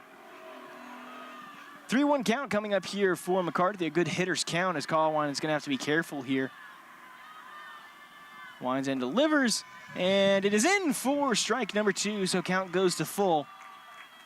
And we'll see what McCarthy decides to do, tightening up the gloves here before getting ready to deliver. This is a very high-pressure situation for sure, and Southwestern has really been working on their high-pressure situations so far in the conference part of the schedule, as this has popped up into right center. De La Luna moving over, and De La Luna able to get the first out of this top of the 7th inning.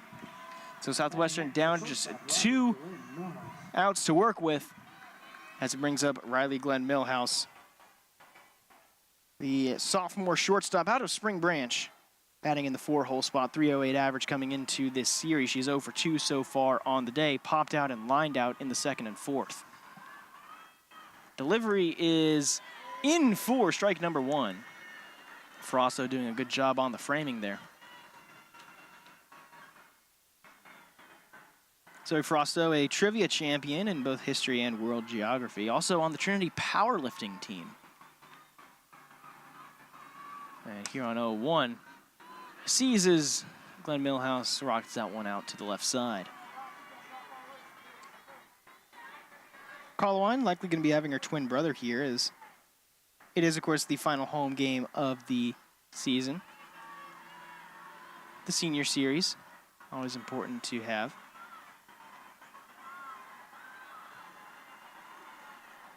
As this one is down in the dirt for ball number 1. Let's talk about Dawson Debussy earlier, and we'd just like to get some of the other facts that we got out of her kind of out on the broadcast as well. Apparently a big Wii Sports addict. Wondering which kind of sport is her favorite to play. Didn't get to ask her that yesterday. As this one is hit into the hole between third and short. Southwestern stays at least a little bit alive here as Glenn Millhouse gets on to first here with their fourth base hit of the game so far. Samantha Signs coming up to bat now. Signs so far 0 for 2, grounded out and popped out in the 2nd and 4th respectively.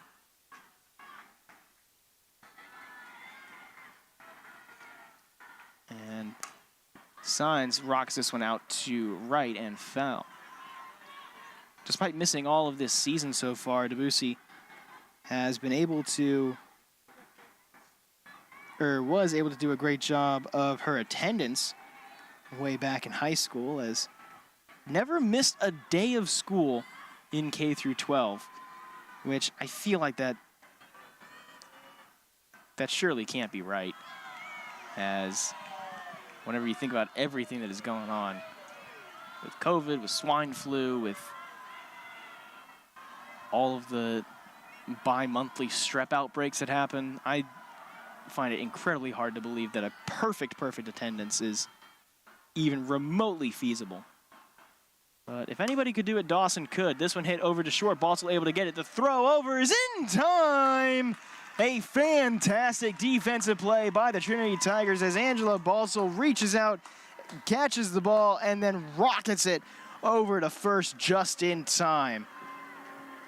A fantastic play there defensively by this Trinity University team, who has done so much over the course of the year, as now we're getting a quick stoppage in action, looking like we're going to get a, potentially we're going to get a pinch runner. And yes, it is. We are going to be seeing number 14. That's going to be Callie Collier. Collier, the sophomore out of Columbus, Texas, had one at bat struck out in that lone at bat against Centenary. Played in all 3 games against Centenary. Did have a run. She was also a pinch runner for the Pirates during those games. This one in for strike number 1. Samantha Tagawa over at second, running over to check the runner at second. Sammy's favorite color being blue. Didn't get to mention that during her many at-bats, during her many plate appearances, as the wind very suddenly picks up here.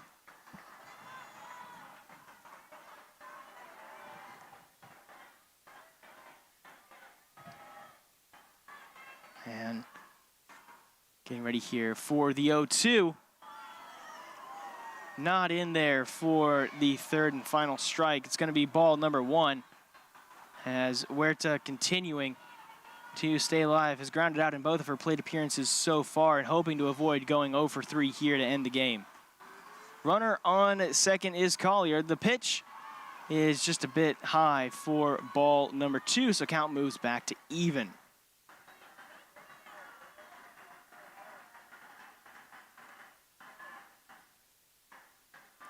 Some players who we haven't gotten to see so far today or during this series, as this one is hit over to third. The throw over is in time, and Trinity sweeps the Southwestern University Pirates here in 3 straight games to continue their impressive conference season and sweep their Senior Day series here at home. A wonderful win for the Trinity University Tigers, who go 3-0 here at home. They wrap up their home season with 20 wins. And after a year where they went 9-12 at home, 15-28 overall, Stay tuned for our senior ceremony where we will commemorate our they finish out their home season at a 20-8 record, and they go now on a 9-game win streak to win 4 of their 5 conference series in complete sweeps, winning 1-0 here over the Pirates, sinking the Pirates here in San Antonio, and a very, very big win whenever you think about conference implications, as next week is really the series to decide who will be the #1 seed in the conference, as Trinity will be taking on TLU on the road in Seguin. TLU currently ranked number 14 in the nation. At the moment, they stand atop the SCAC with their 14-1 conference record. Trinity just behind them at 13-2.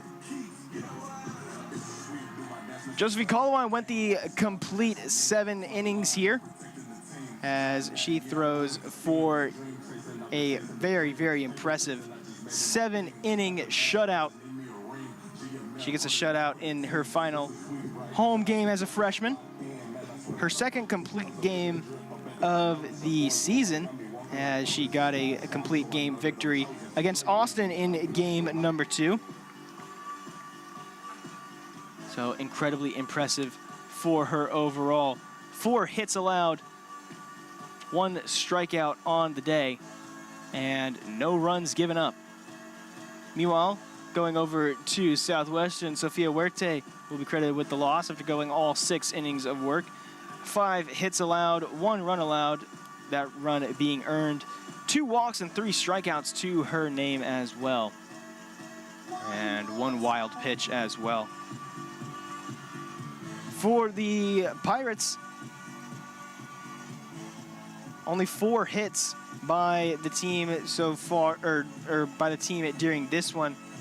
Navarez got 1. She finishes 1 for 2. Riley Glenn Millhouse finishes 1 for 3, as well as Erica Otto and Jody Glenn Millhouse. As Colwine picks up her 4th win of the season, we look at the Trinity bats, and nobody had a multi-hit game, but quite a few players had at least 1 hit. Samantha Tagawa with 1 hit, Hannah Boudreau with 1, Jordan Arce and Marina De La Luna, both with 1 as well. All of them finish 1 for 3, and Josephine Colowine finishes at 1 and 2. So we'll keep the stream running here as we get ready for the Senior Day celebrations. But before we do that, I would just like to thank everybody for watching. This has been a fantastic season of covering not only softball, but getting to do basketball as well during the winter and football in the fall. It's been a fantastic year working with Tiger Network, and I cannot wait to see you all next fall for sure. It's going to be a good one for sure, getting ready to cover some Tiger football, maybe some Tiger soccer as well before we jump into basketball and then another hopefully fantastic season of Trinity University softball. For everybody in the control room,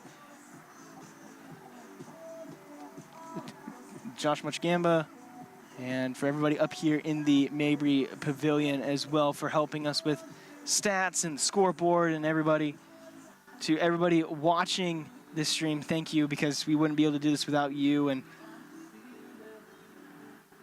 for one final time this year, this school year I should say, and for the final time in Trinity softball here in 2024, I have been Caleb Reed. It has been nothing but an absolute pleasure getting to cover this series and this season with y'all. And I will see you all in the fall. Take care, everybody, and be safe.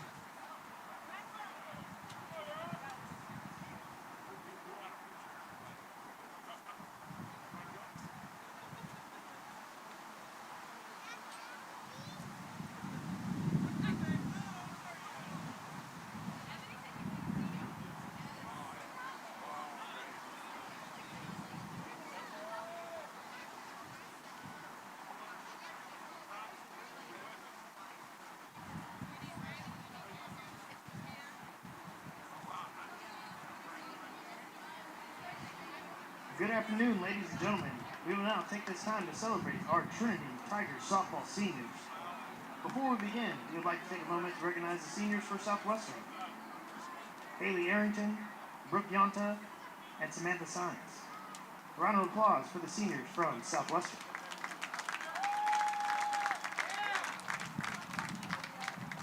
Now, here are your Trinity Tiger seniors. First up is number 8, Dawson Debussy.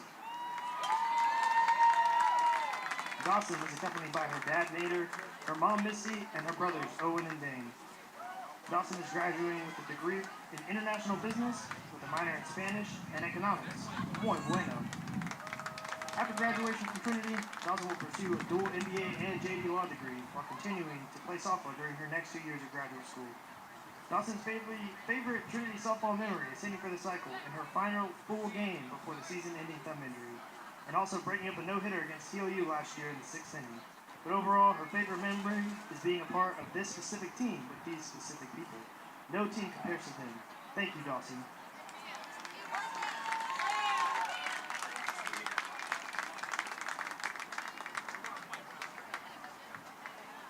Next up is number 17, Marina De La Luna.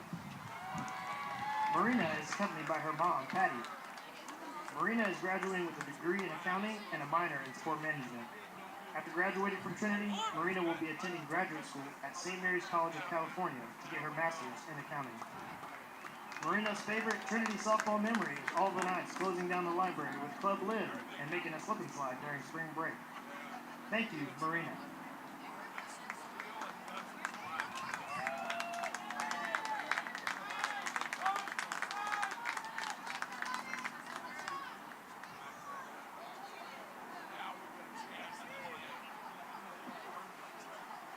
Next up is number 24, Jordan Williams. Jordan is accompanied by her mom, Stacy, her dad, David, her stepmom, Cindy, her grandma, Pat, and her brother, Josh.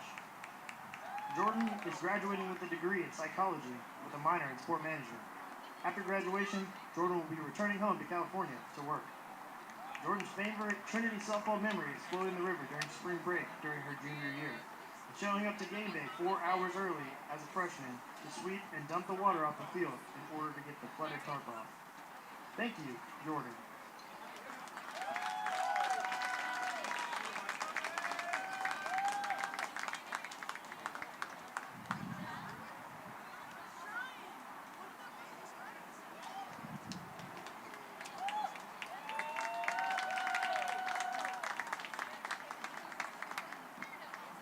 Next is number 28, Brooke Porter. Brooke is accompanied by her parents, Sean and Deborah Porter. Brooke is graduating with a degree in marketing and communications with a minor in communication management. After graduating from Trinity, Brooke will return home to Indiana to work a job in marketing and communications. Brooke's favorite Trinity softball memory is during her junior year team trip to float the river, where they all tried to go down the chutes in large groups with varied success, followed by hanging out at the CV pool all day. Thank you, Brooke.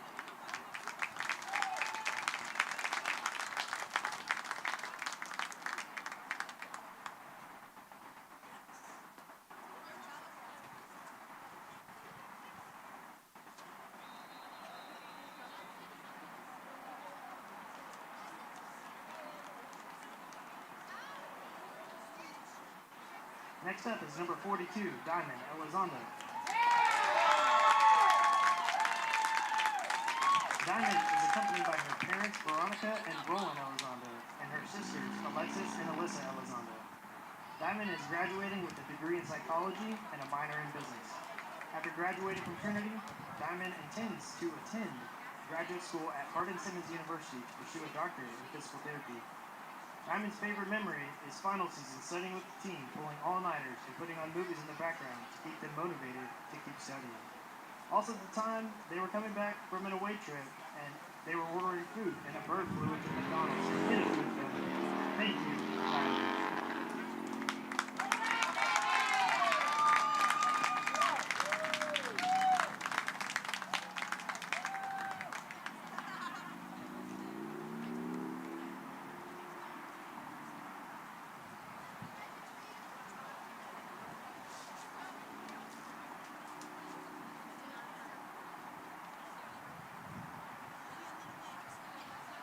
Let's hear one last big round of applause for our Trinity Tigers softball seniors.